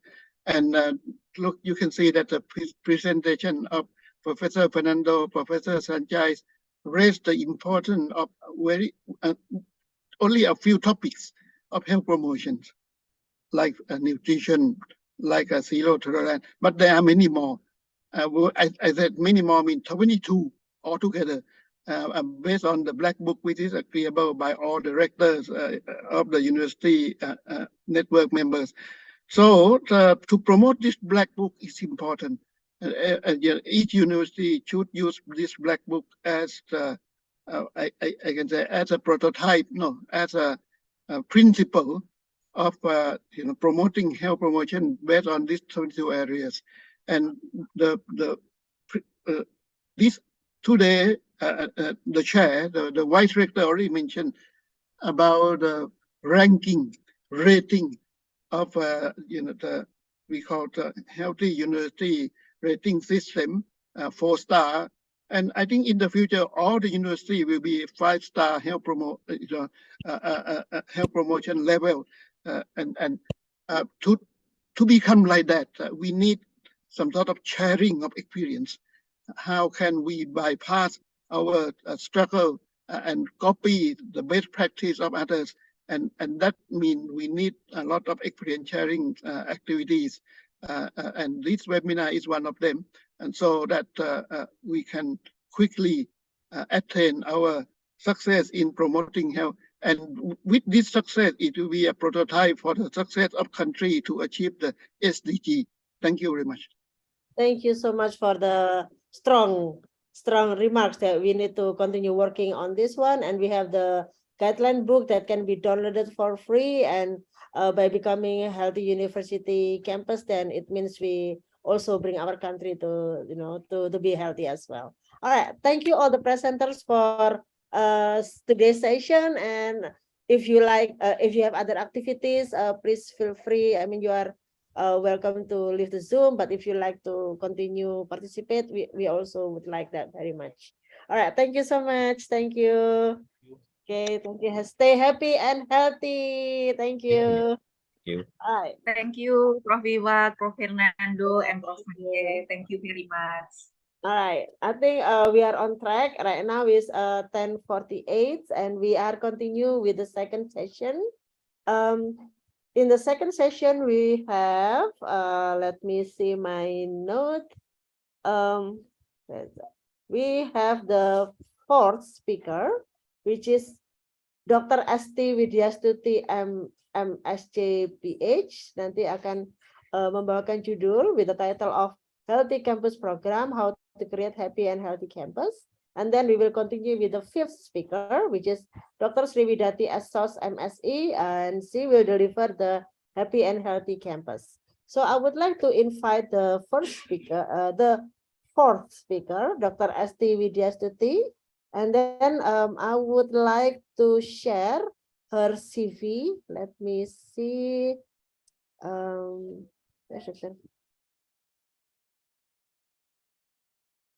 Okay, found it.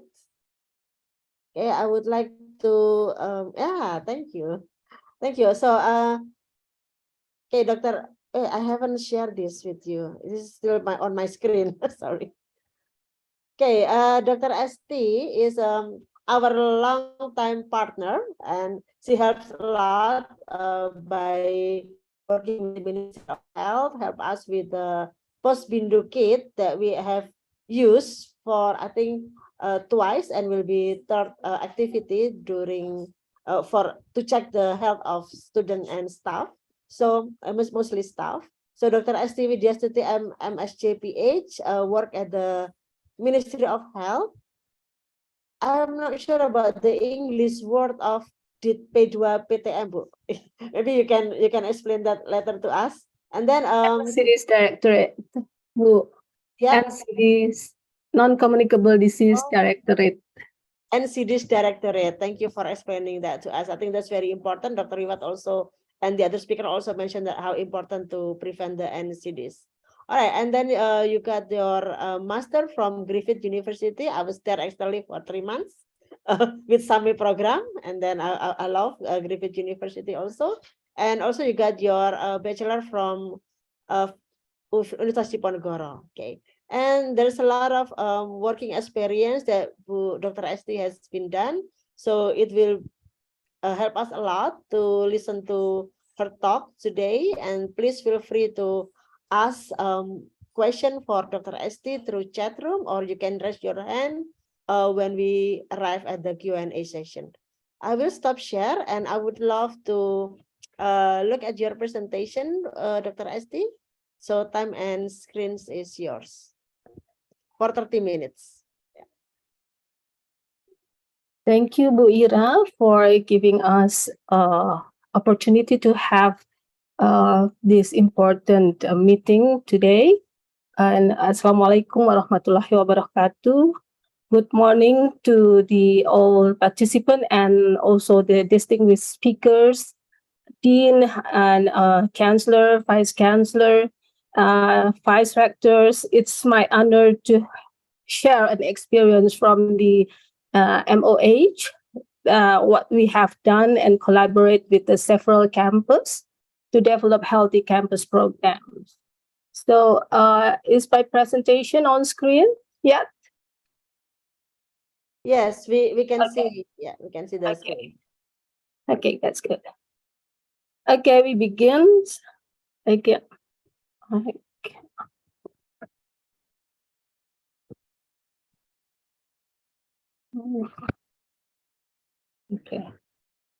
Okay, we start with the notion that the health is foundation for its aspect of life. It's already discussed by the previous speaker, so I think I have a more easier task to do in a further.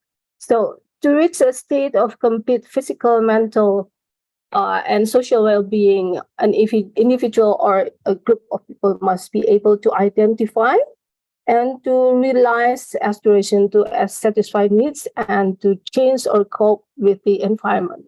So therefore, health is being seen as a resource for everyday life, not the objective of living. So this is the role of health promotion here. Health promotion is defined as a process that allows an individual to improve or control over health and the determinants of health in order to achieve a higher degree of health. Indonesia is like any other countries in the world, is also experiencing a double burden disease. The situation described as some communicable disease are still exist. Yeah, and we also facing the latest 2 years or 2 or 3 years. We are in a pandemic situation, and also there's also non-communicable disease which increase significantly as well. This epidemiological transition would implicates to the health expenditure, and in some ways, some individual remains undiagnosed that might already at the stage of complication, that so that will burden to the health cost and quality of life as well. Start from 2025, Indonesia will experience a demographic bonus or a demographic dividend due to the prominent number of productive age groups. So, but this is a challenging situation because the demographic bonus would expected to encourage economic growth, but this bonus only be obtained with the main prerequisite of the availability of a healthy, good quality of human resource, of course. To address this situation, we have to improve our health literacy, and create supportive environment to identify preventable diseases and take action that are needed. So we are identified that the university are leading institution in the society, as they have an important role in building capacity of people through an academic process programs. And university is the strategic and has important role to influence people and collaborate, as well as promote health to the population through the integration of health promotion in all aspects of academic and administration function. So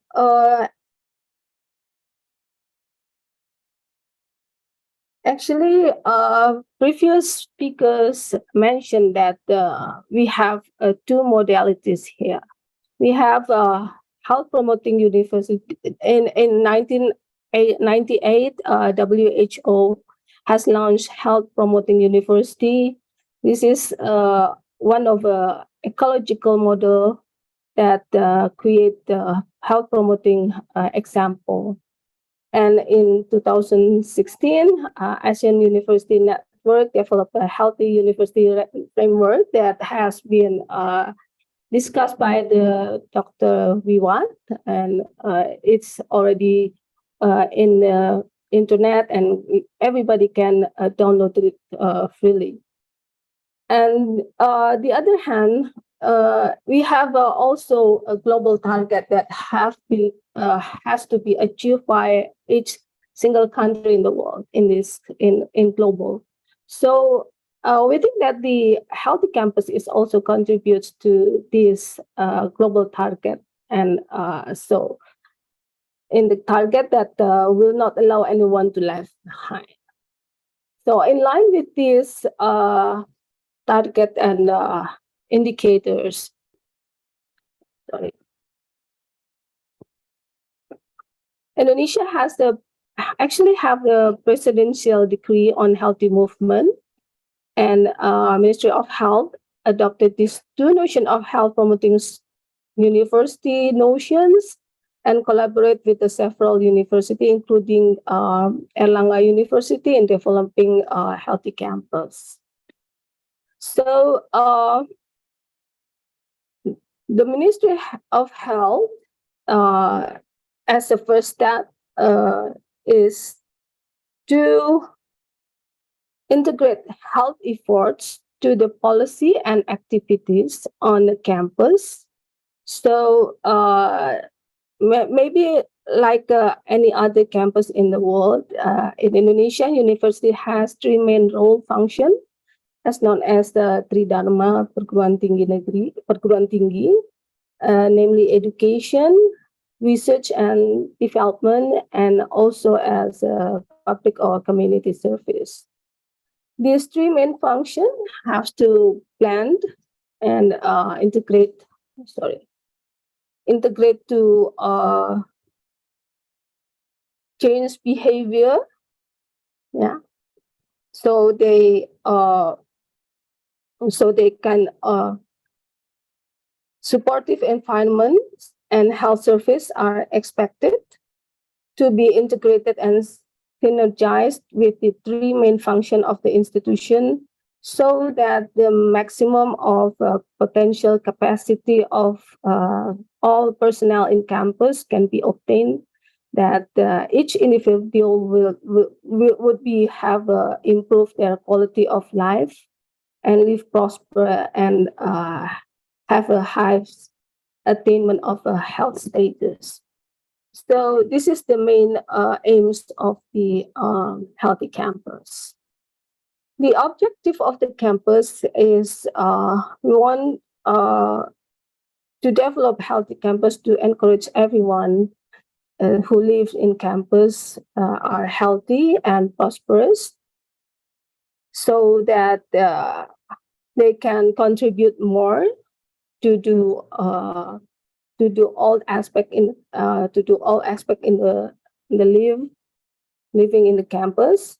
So we are know that we need these three pillars to make it happen. So campus leaders should formulate policy and to support the healthy campus. And all campus members should have commitment and willingness to participate in a healthy lifestyle. And the leadership and campus community participation plays an important role to determine the program succeeded. Healthy lifestyle in daily life at the campus will give a positive impact not only to the people at campus but also to their family and surroundings, so the internal and external campus. Behavior change might include the take a part in the health literacy, implementing zero tolerance zone that has been discussed by the previous speakers, and healthy lifestyle change, and also become agent of change and support the healthy, safety, and sustainable environment. There are at least 6 main activities here, and the Healthy Campus program is also bring health service closer within the campus. The number of population in campus might have challenge for public health issues, so therefore it's important for a campus to have a clinic or agreement to the nearest primary health center surround the campus. So the first step, how to implement, we start to building leader commitment. A healthy campus team or cannot run turn out without the support from all parties on campus, which might include the leaders, managers, counselor, vice counselor, students, lecturers, researchers, employees, managers, all people in the campus, including might be including security or all components who live in the campus. This commitment is translated into the declaration or maybe campus regulation that might binding all the person in campus. And for the next step, maybe a healthy campus or task force may needed to be formed or define tasks and a function of each part or person in charge to implement and coordinate all healthy campus activities, such as maybe seminar for health literacy or screening programs or any other forms of activities that supporting the healthy campus. So the next step is the self-assessment or analyze the situation to find out the condition or potential of the college as the basis of the implementation of healthy campus. So the result of the assessment will use as the reference for development planning so that the more optimum and targeted in determining priority activities as well as effort to fill the gaps. And then all the activities should be monitored and evaluate for its steps. This picture describes of how all sectors are hand in hand in developing a healthy campus and take part of it with their role and responsibility.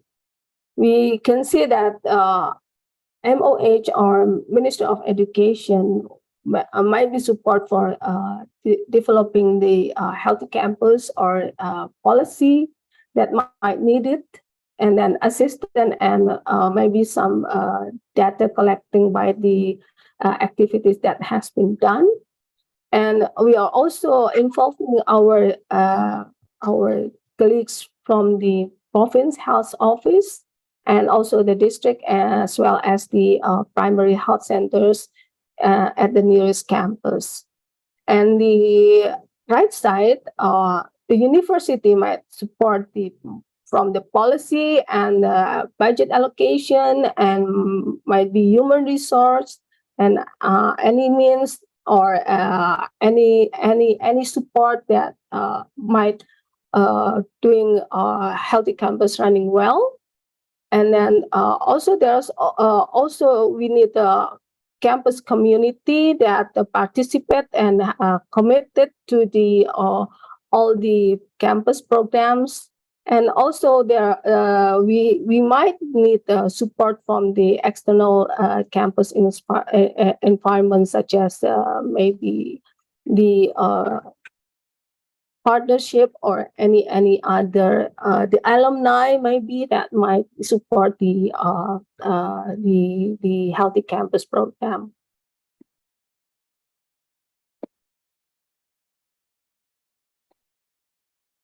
This is what we have been done, and including the what we have done in Erlangga. We start the program with the audition to the campus leader. So we will introduction of the healthy campus program to the campus leader. So we will have from here we can have a commitment or any support from the leaders. So, and from the leaders' commitments, we will smooth the way forward for implementing the healthy campus program. And each single university or campus have a different means to launch the healthy campus program. For example, one campus might invite all the campus members at some certain day. Usually, Friday is the D-Day, because at the Friday, people doing extra activity, doing some physical activity, and this day will be used for time to launch and socialize to all the members of the campus.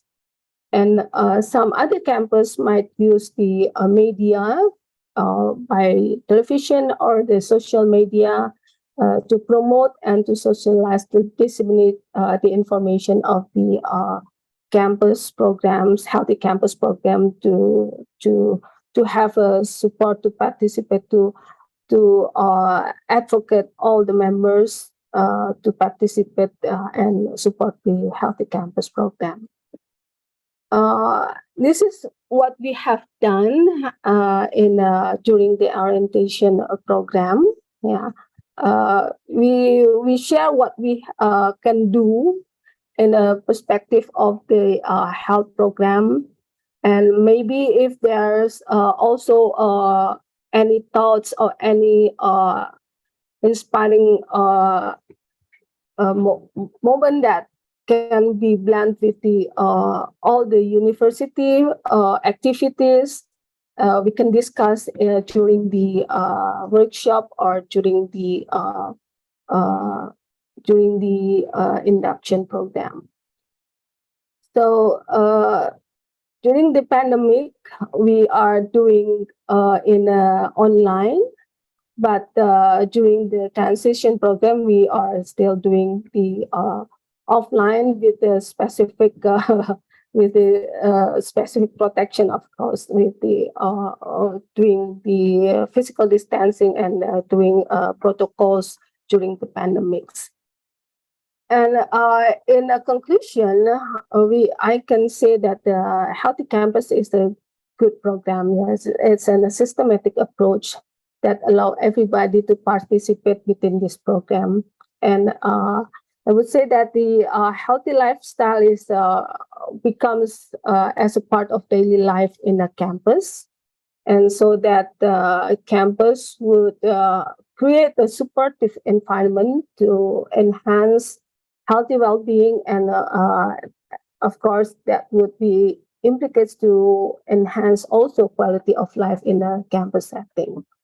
We want to impact lives, and we would like invite all the campus members to have pursue highest potential capacity, so that we can all can have a long life and happy and healthy life and contributes more to others. So I would close my presentation that we are responsible to our own health. So we define our own health.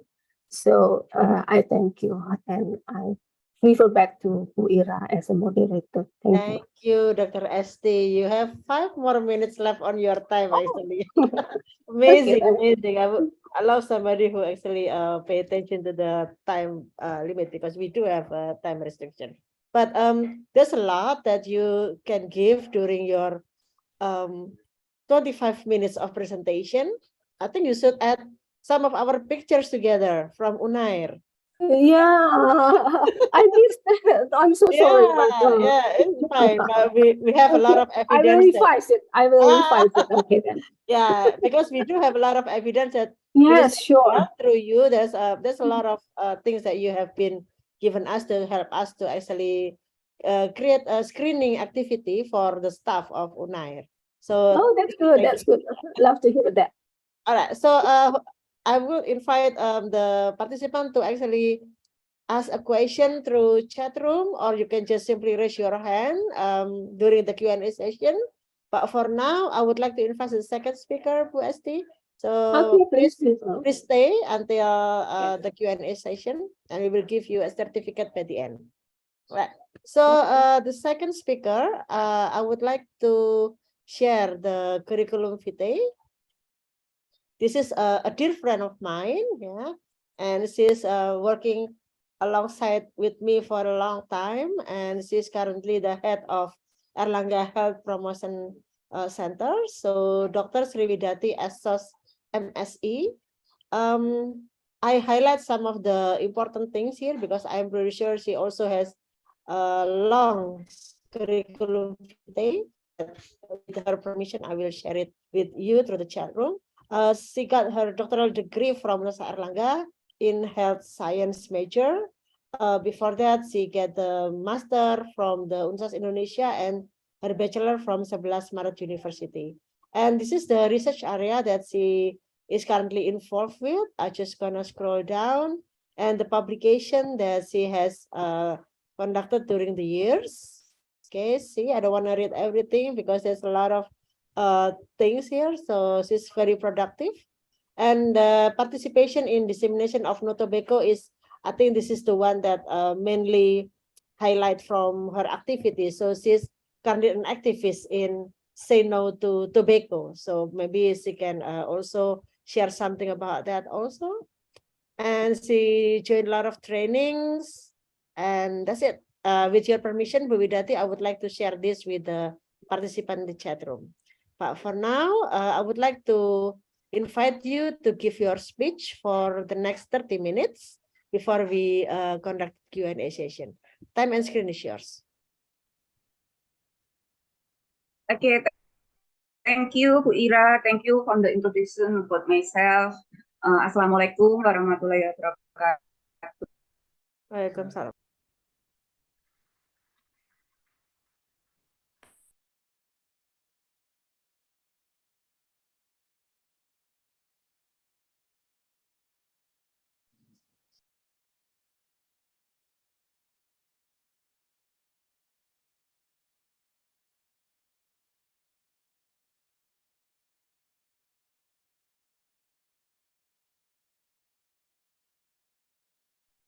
Do you need help, Bu Widati?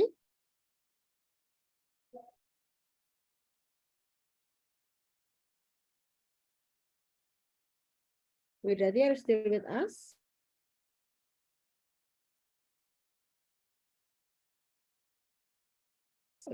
Okay. I guess he's having trouble in sharing her screen. Maybe the committee can help while we're waiting for her to join back to our Zoom today.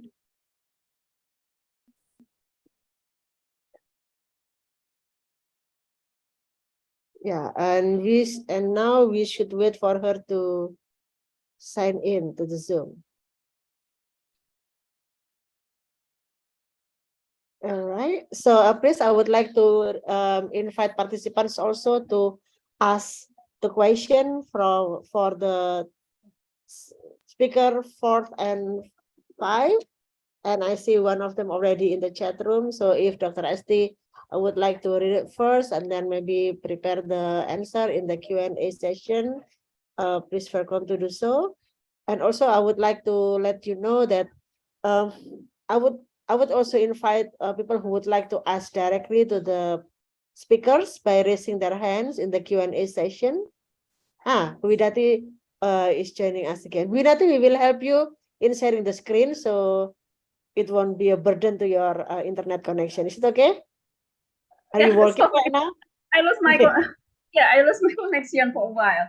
All right, Sorry. so we will help to share your screen. You may start now. Thank you. Okay, yeah.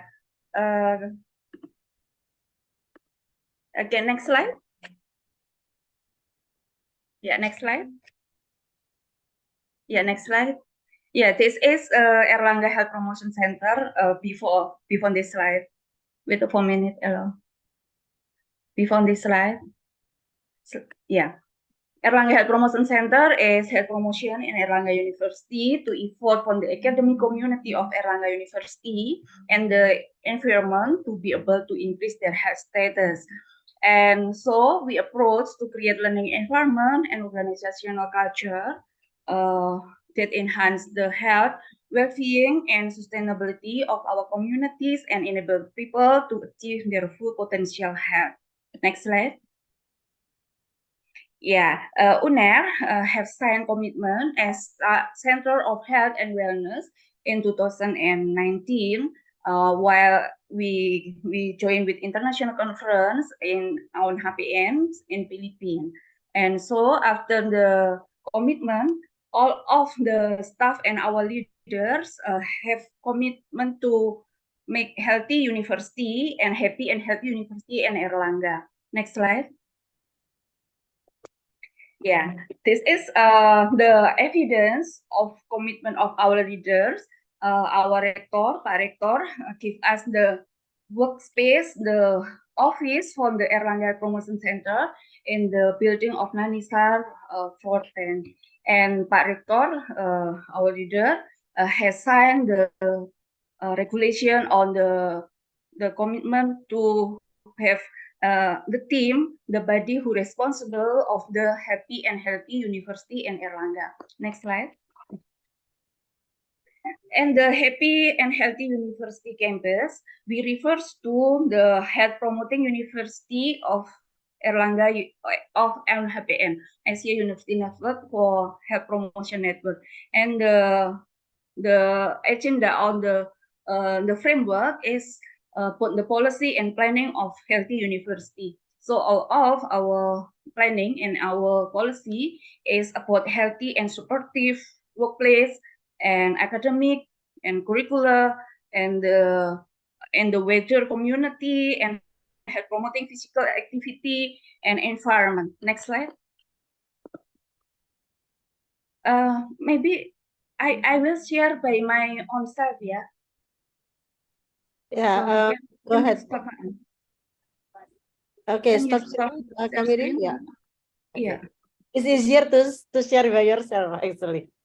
Yeah. Yeah. Okay. Okay, you can see my PPT. Yes, we can. Okay, yeah. Erlangga Health Promotion Center, we refers to the framework of our HPN that is to 22 determinant of health promotion university. That is a system, infrastructure, and thematic area. So in Erlangga University, we have healthy university policies, safe building, health promotion services, equal opportunity for all of the defable person, staff and students. And we have health promotion curriculum. We have program for capacity building on health promotion, and we have research, and we have zero tolerance area. Cover the smoking, no smoking, no alcohol consumption, no drug using, no gambling, no bullying, no sexual harassment, and no road safety violation. And we also raise up the health literacy of all our students, all of our staff, our lecturers, and we have program for mental well-being, for social interaction, physical activity, healthy diet, and the other healthy program. Yeah, this is our implementation framework of Healthy University and Erlangga University. In the policies, our rector, our leader, have signed the commitment and have signed the regulation about the Healthy University. We will discuss this one by one.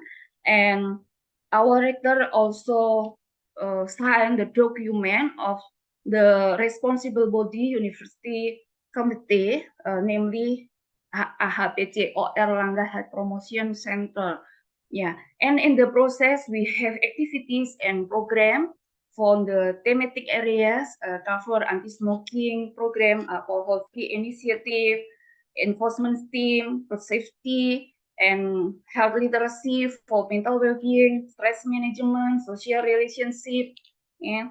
And we have a program for the students, namely Sobi is Sobat Happy and Healthy, that is friends for student, from student for student. We train them as a trainer, and they will accompany the other students. So all of students in the University Erlangga hopefully can get their healthy and they're happy because of this program. And the participate from the of the program is staff and students, and the staff I mean is academic staff and lecturers. And hopefully the output and the outcome is key performance indicator of happy and healthy campus. Okay, this is the document which is our rector, our leader signed it about the body who's responsible of the healthy campus program. We have Tim Pokja, or team who is responsible for healthy system, and we have team for the healthy infrastructure. We have team for the educate about cognitive, effective, and practice of health, and we have team for the health promotion media, and we have team for the curriculum, healthy curriculum, and we have team for the research about health promotion program, and we have team for the community services. And after our advocation for our leader, my rector signed it, and so in last year of 2021, yeah, we have a committee, namely Erlangga Health Promotion Center. And the Erlangga Health Promotion Center is stem from 41 lectures from 15 faculties. So all of faculties, we have the committee of the Happy and Healthy Campus. And our networking is WHO Union, YAKMI, PPKMI, FPKMI, PKKBN, Forum Kota Sehat, and YAPIKMA. So we didn't do it alone, but we collaborate with all of organization, with all of person who is have interest in healthy and in happy for our campus. And our rector, we have signed the document about Green Campus, and he also signed our document about the no smoking regulation internally Universitas Erlangga. And as our dean mentioned before, that Erlangga University is the first university in Indonesia which have the document of no smoking regulation, which is coverage 100 of zero tolerance of no tobacco in Erlangga University. And we have document policies about the team to enforce the regulation about no regulation smoking in Erlangga University. So, and we have trained them how to enforce the regulation, and we train them how to make it works in Universitas Erlangga. Yeah, this, and we have signs for the no tobacco, no smoking in the Universitas Erlangga. You can see the sign is also including in the document, which is our rector sign it. This is our sign in Erlangga University for zero tolerance of smoking. Yeah, we have a team for enforce it, the regulation, and if in the team mentioned about one person in the one faculty and one unit. So that is of the name of our staff in the no smoking regulation team. Yeah, and beside the regulation, we also have infrastructure that is clean and green campus and safety, and we develop it for healthy campus. Yeah, you can see that is the waste management. We have three kind of the bin, and this is our infrastructure for happy program, yeah, and for healthy. So everyone, academic staff, that is students or lecturers or academic staff, they can go around the lake and go around the park, and they can socialize. They can making social relationship one another in this place. And this is our waste management. We spirit trust bin make to easier to manage waste, and we manage it into a compost. We have the system for waste management. And in Erlangga, we have system for physical activity, like gymnastic and volleyball, basketball, and tennis. We have field for it, and all of students and all of staff can use it every day and every time. And this is our coverway for bike lanes, with all of staff can use it by service for bike and for people doing jogging, yeah, in the campus. Yeah. Now, not only for the lectures, but we also have program for student wellness. So we have promotion services in Erlangga University for students, for counseling and advisory support.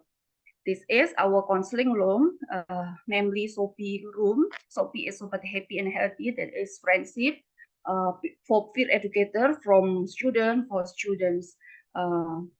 Yeah, this is our SOPI room. We have two in Faculty Public Health and in the beside of Office of Erlangga Promotion Center in the National Building, 10th floor. And we have system to recruit of the member of the SOBI. And the SOBI, all of member of SOBI, we train them about happy and healthy. So we educate them how the diet program, how the physical activity, how they can manage their stress, how can they manage their mental well-being. If all of member of SOBI, they can have happy and healthy lifestyle. So hopefully they can campaign it on, they can socialize, disseminate it to their friends. So hopefully all our students in Erlangga have happy and healthy lifestyle. This is our counseling room, and we have Halo Sobat Happy and Healthy, that is for online counseling that you can access it in ahpc.unair.ac.id. Yeah. And we have program to educate all of students while they the first day go to University Erlangga. In the first day, we educate them about happy and healthy lifestyle in Erlangga, and we educate them or disseminate them about where the place they can get the counseling and can get the helping, yeah, while they need it. So we have not only for students, but we have program, health promotion program for all of staff. We did medical inspection every semester, every semester to all of our staff, academic staff, and our lecture. We inspection about their uric acid, their cholesterol, their glucose, yeah, and we not only had inspection, but we also educate and disseminate about the healthy lifestyle, such as DA program, physical activity, and mental health, well-being, and socialize healthy and economic healthy. We disseminate or we educate our staff. Hopefully, they can work in Erlangga University happier and healthier. This is our documentation, our picture while the health inspection did. Okay, we also conduct the education or dissemination about the impact of the zero tolerance of no smoking, and we train them what they can do if they find the students or the staff smoking in our campus. So that's all of it. We develop it as our program. Not only that, we have awarding of happy and healthy campus. It's to see is happy and healthy campus. So in last year we have worked for 3 faculties. The first one, the second one, and the third one. The best one of the happy and healthy campus, and we have the indicator for the happy and healthy campus. It means faculty and unit. We have 17 faculties and 28 units in Erlangga University. So we have indicator to make the first one, the second one, and the third one based on the happy and healthy campus. And with Ministry of Health, we collaborate to raise up the healthy campus and University Erlangga. This is our documentation. And not only that, we have also the health promotion media. We provided for the poster, for the video. So we have Erlangga Health Promotion TV and YouTube. You can access it. And we have rubric for health promotion news, health promotion teaching, health promotion talk. Yeah, that is podcast and news and the program of our program in Erlangga Health Promotion Center. And this is our media promotion in Erlangga University for no smoking, zero tolerance of no smoking, no bullying, no sexual harassment, no gambling, no drugs, yeah, no alcohol, and we install it in all of our entry point of our campus. In Surabaya, we have 3 campus: campus A, B, and C. Campus A is for medicine and dental health. Campus B is for social science, and campus C is for health science. And every campus we install all of the zero tolerance signage. Yeah, this is the picture of the zero tolerance signage. Yeah, all of the entry point of our campus. Yeah, and we have sign for the road safety. And this is our documentation of the training of trainer for no smoking officer. And this is our media, and this is our activities who we upload in the website of AHPC. So you can access it and you can see all of our activities. In 2023, Erlangga supervised 3 university in NTT, Maluku Utara, and NTB. That is Universitas Citra Bangsa, Universitas Muhammadiyah Maluku Utara, and Universitas Pendidikan Mandalika Mataram. We accompanied them to be happy and healthy campus look like in Erlangga. So hopefully on the best practice or our experience in Erlangga can duplicate in the other campus, and all of campus in Indonesia. And this is our documentation while we accompanied the campus last year, in University of Negeri Surabaya and Negeri Malang. Okay. Now they have a committee who responsible of the healthy in their campus. Yeah, this is our documentation while University of Federation Australia benchmarks to Universitas Erlangga to listen about promoting university in Erlangga. Yeah, there is 23 students and 3 staff from Federation University to get lesson from Erlangga.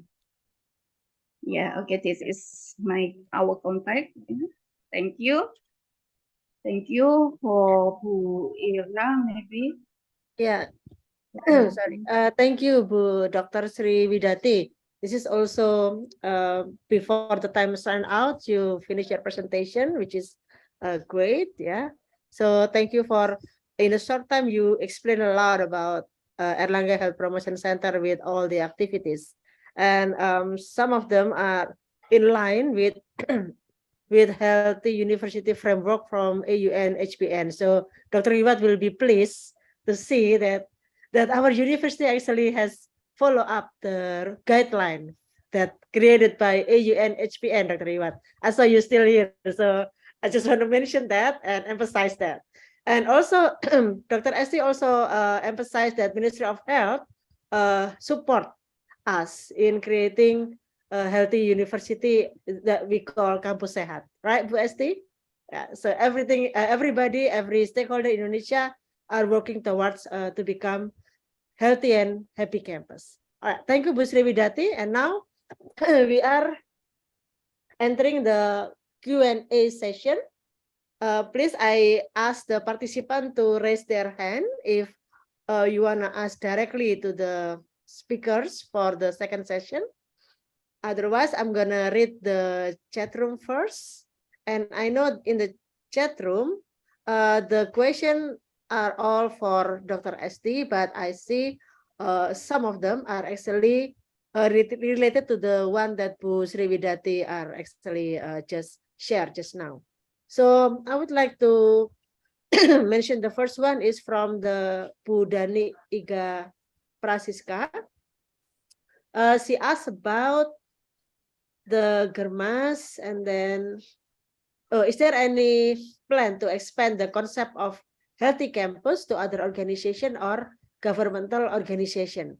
I would like to think about the answer while I scroll down below, so you can actually do it in one spotlight when you answer. And then there is another question from Husnia Tanta Afina. And it is about the smoking behavior. Sorry. What is the best strategy for the issue? Maybe you can answer that first. Thank you.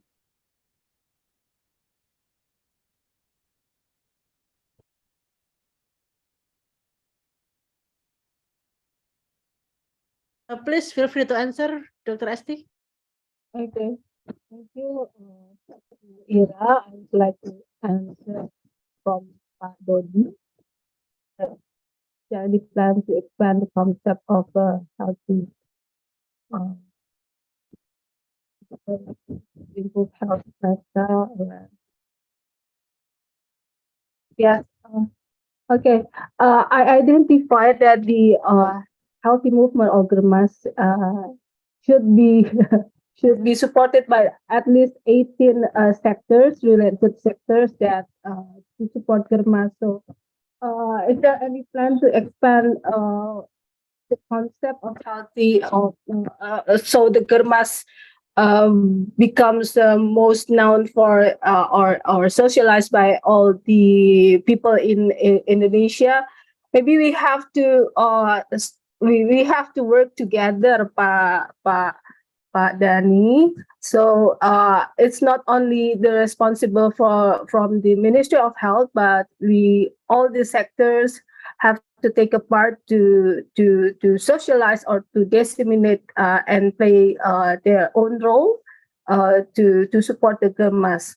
So Ministry of Education or university is a part of the Germas. So I think I would like to appreciate the University of Erlangga to do the to do the health campus that we have benefiting to Germas as well. Is there any plan to expand the concept of healthy campus to other organization or government organization? Yes, of course.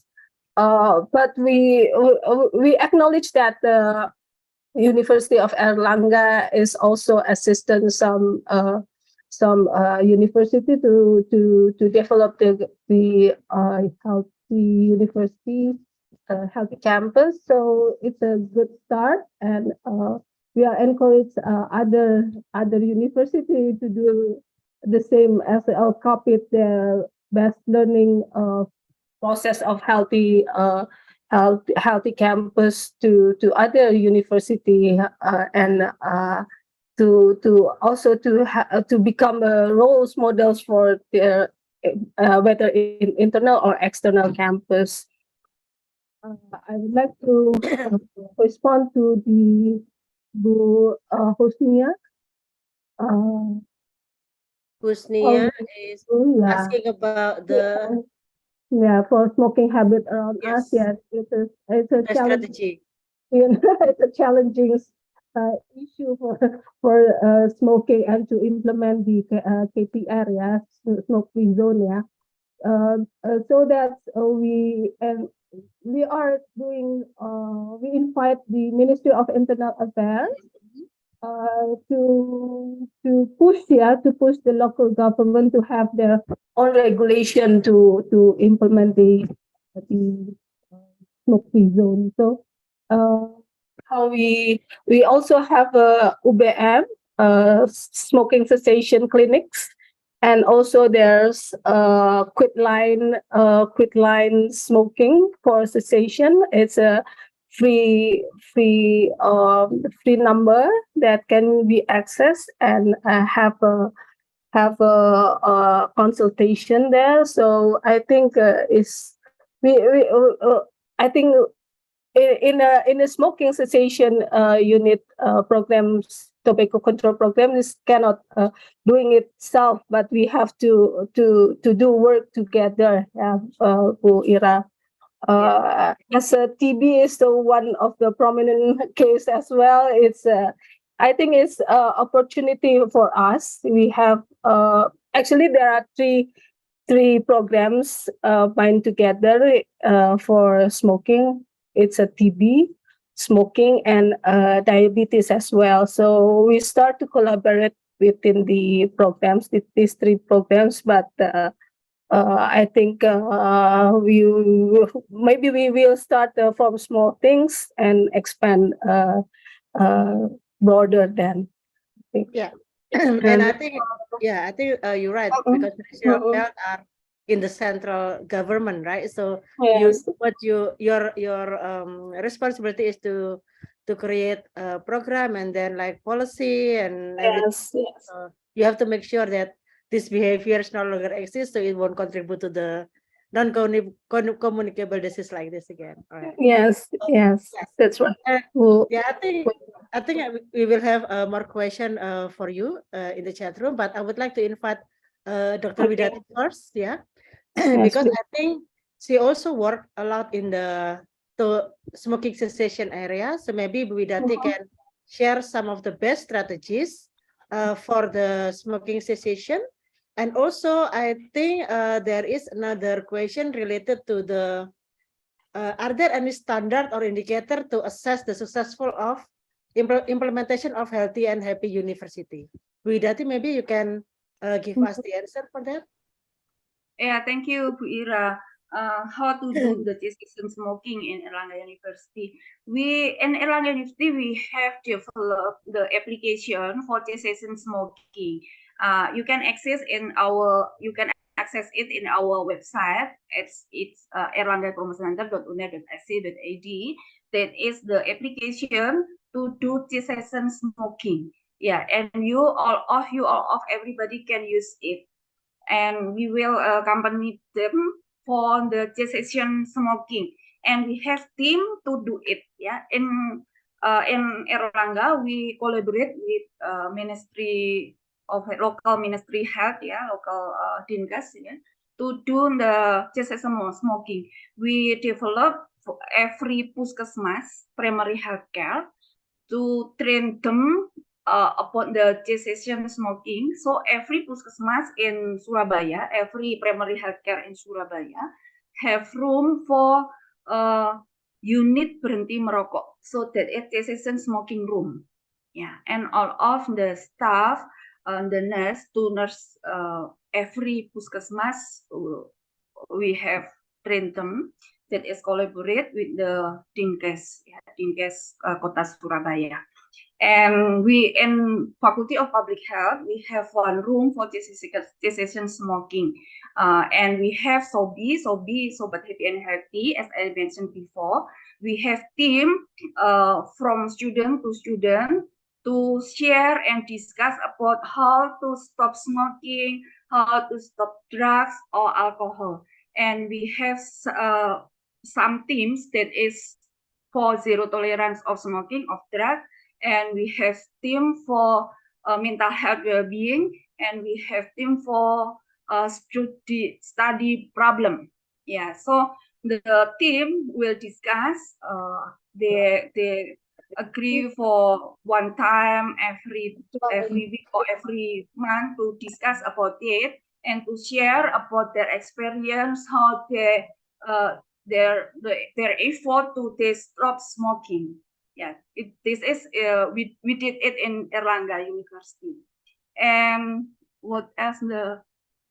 Is there any, so the question that I just read to you is from Pak Anas, but he also asked about what's the difference between the health promoting university and happy and healthy university. Is there any difference?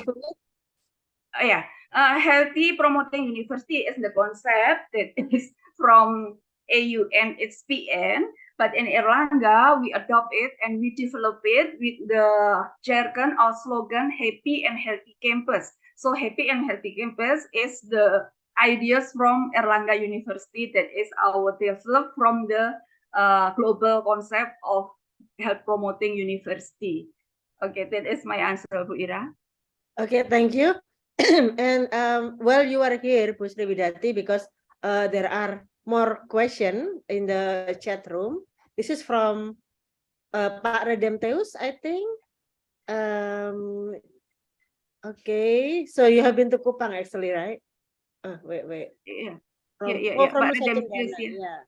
Okay, I can see in the chat room. Yeah, Yes. Thank you, Pak Redemteus from Is there Nusa Tenggara University. Yeah. Okay. Yeah, Oh, thank you, Pak Redem. I will really appreciate and very pleased if you invite us Erlangga University to go to Kupang, to Nusa Tenggara University. Yeah. And there is a question actually. Is there evidence about the alumni that they still live a healthy lifestyle and promoting in the society, which is their background? Oh, is there any evidence that our alumni still, doing a healthy lifestyle? Yeah. This is not as easier to know how our alumni did after they go from the university. But no, in Erlangga we in progress. On progress. We develop the measurement to know about our alumni, and that is one of our measurement about happy and healthy campus. But we didn't launch it yet, yeah, because we didn't finish it yet. So we will finish it in this year, and we will launch it about the how to make sure for our alumni is they still have a lifestyle happy and healthy, and they do promoting in their society background. Yes, and actually, Pak Yeah. Redemptions also asked about the website. Could you share the experience about the website? Maybe you can share with us why you create a website in the first place, and then the content maybe in the website, and is there any membership from outside of Erlangga University to share knowledge? Is there a Telegram or WhatsApp community to continue the excellence collaboration? Yeah, we know, Bu Ira, in the technology 4.0, it's very difficult if we only do it by offline, yeah, face to face. It's very very hard and maybe costly, yeah. But if we use technology that is website and YouTube and Instagram, so we can develop it and we can cover it all of people who they have internet or online. So I think it's more effectively we can educate people about the healthy lifestyle, and can reach all of our staff, our students, and of our public atau our society. So we developed the website, not only the website, but also television, yeah, Erlangga Health Promotion TV. We develop it and we develop the Instagram, AHPC Instagram, and Sobi Instagram. We have all of it. We use all of media to educate people, to disseminate about happy and healthy. And I think it's more effectively. And we now on progress always to develop it. Yeah. Thank you, Bu Ira. Okay, and then actually participant can check the website if they want to know about the contents, right? And Yeah, there's no limitation. I mean, everybody can access that. So please feel free to check the www.ahpc.unair.ac.id, right, Buit? yeah, right, Bu Ira. And then I would like to invite Dr. Esti also, because I think actually the question from Panas is also for actually for Dr. Esti about the Germas, the HPU, and then Happy and Healthy University. Maybe you can add some of more your strategies how to collaborate with the Healthy and Happy University from UNAIR with your propose of Germas and maybe the Campus Yes. Sehat and then the HPU. Go ahead. Yes, actually, right, Bu Ira. As a difference, are there any difference between the concept of happy and healthy university and HPO? Of course, that has been answered by Bu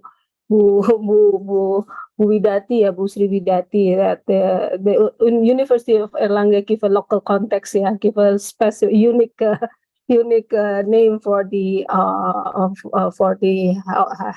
HPU. Education to assess the successful of the university. I think the Srividati has presented those Maybe is there targets. any Yeah. maybe is Yeah. there any follow up or event or the strategy for the next Yeah, one? sure. Yeah. You Yeah. can share.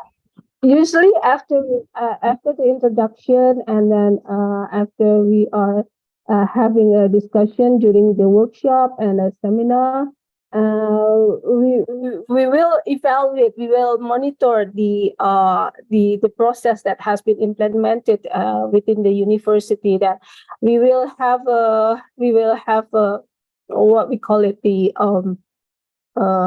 monitoring and assessment And then we have done, but not much, Bu Ira. We have done to the several university, and the process is we use this process to give the evaluation to our program as well, Bu Ira. So it's there is still room to improve, yeah, whether for their own university and also for our perspective of the health program, healthy campus program. So standard indicators, we refer to our the HP AU and HPO, Bu Ira, and also stated in our guidelines, yeah, Bu Ira. So successful at the first step, the implementing process is still on process, so that still room to improve. That one that has been implemented is, I think, it's a willingness to implement the program is a good point. Yeah, it's one of a credit point for the successful of the indicators. Because I think some of our partners are also waiting for the continuation of our Yeah, mentoring to the universities in Indonesia. We are waiting for that yes. also. Yeah, okay. So hopefully, yeah. So we invite all the that has been implemented to spread the good, yeah, the good learning process of the Healthy Campus program. yeah. So thank you, Besti.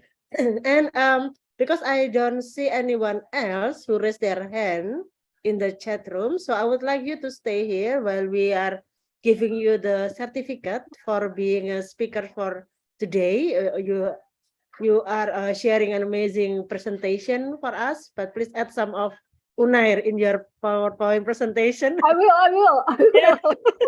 Yeah, because you actually did I something, will right? revise Yeah. and give it back to you again. Okay. Okay. And then while we are spotlight the certificate and you, maybe you can give us the great closing remark, the strong one for us to start, moving together towards the healthy campus, probably.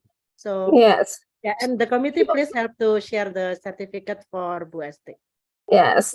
With my humble request to University of Erlangga to do the healthy campus and spread the good things that we have learned together to other. Please be part of the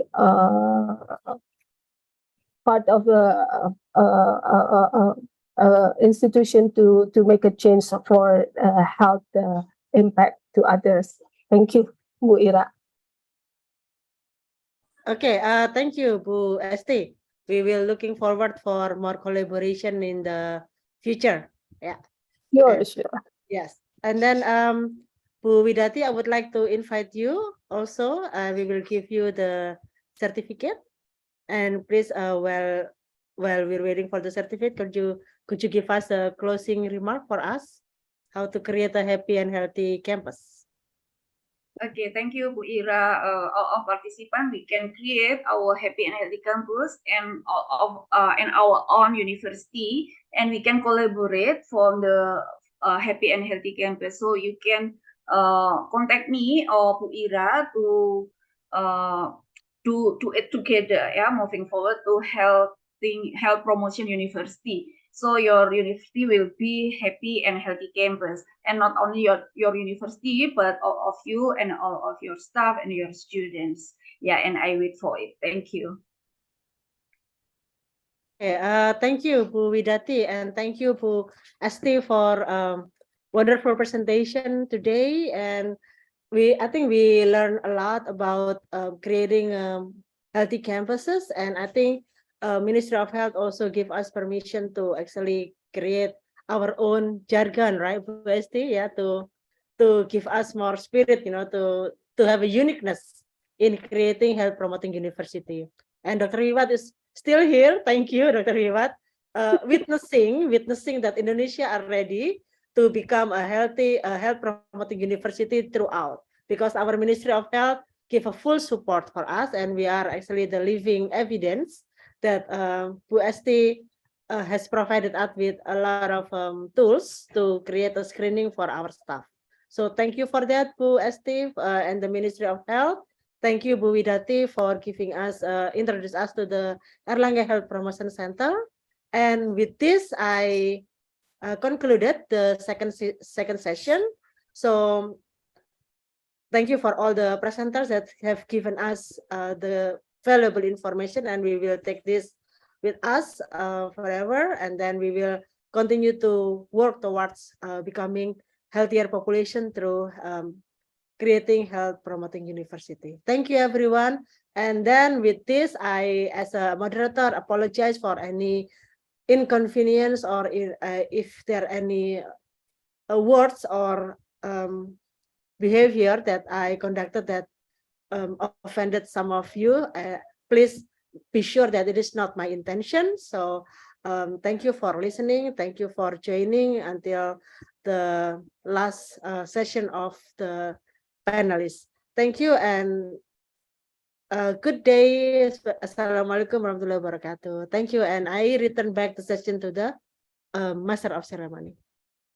Thank you, Bu Ira. Thank you. All right, thank you very much, Mrs. Ira Nurmala, for guided the discussion today. It is such an honor for us to have you as the moderator today, and it was such an amazing yet insightful discussion guided by Ms. Ira Nurmala as our moderator today. Once again, thank you very much, Mrs. Ira Nurmala, for being the moderator for today.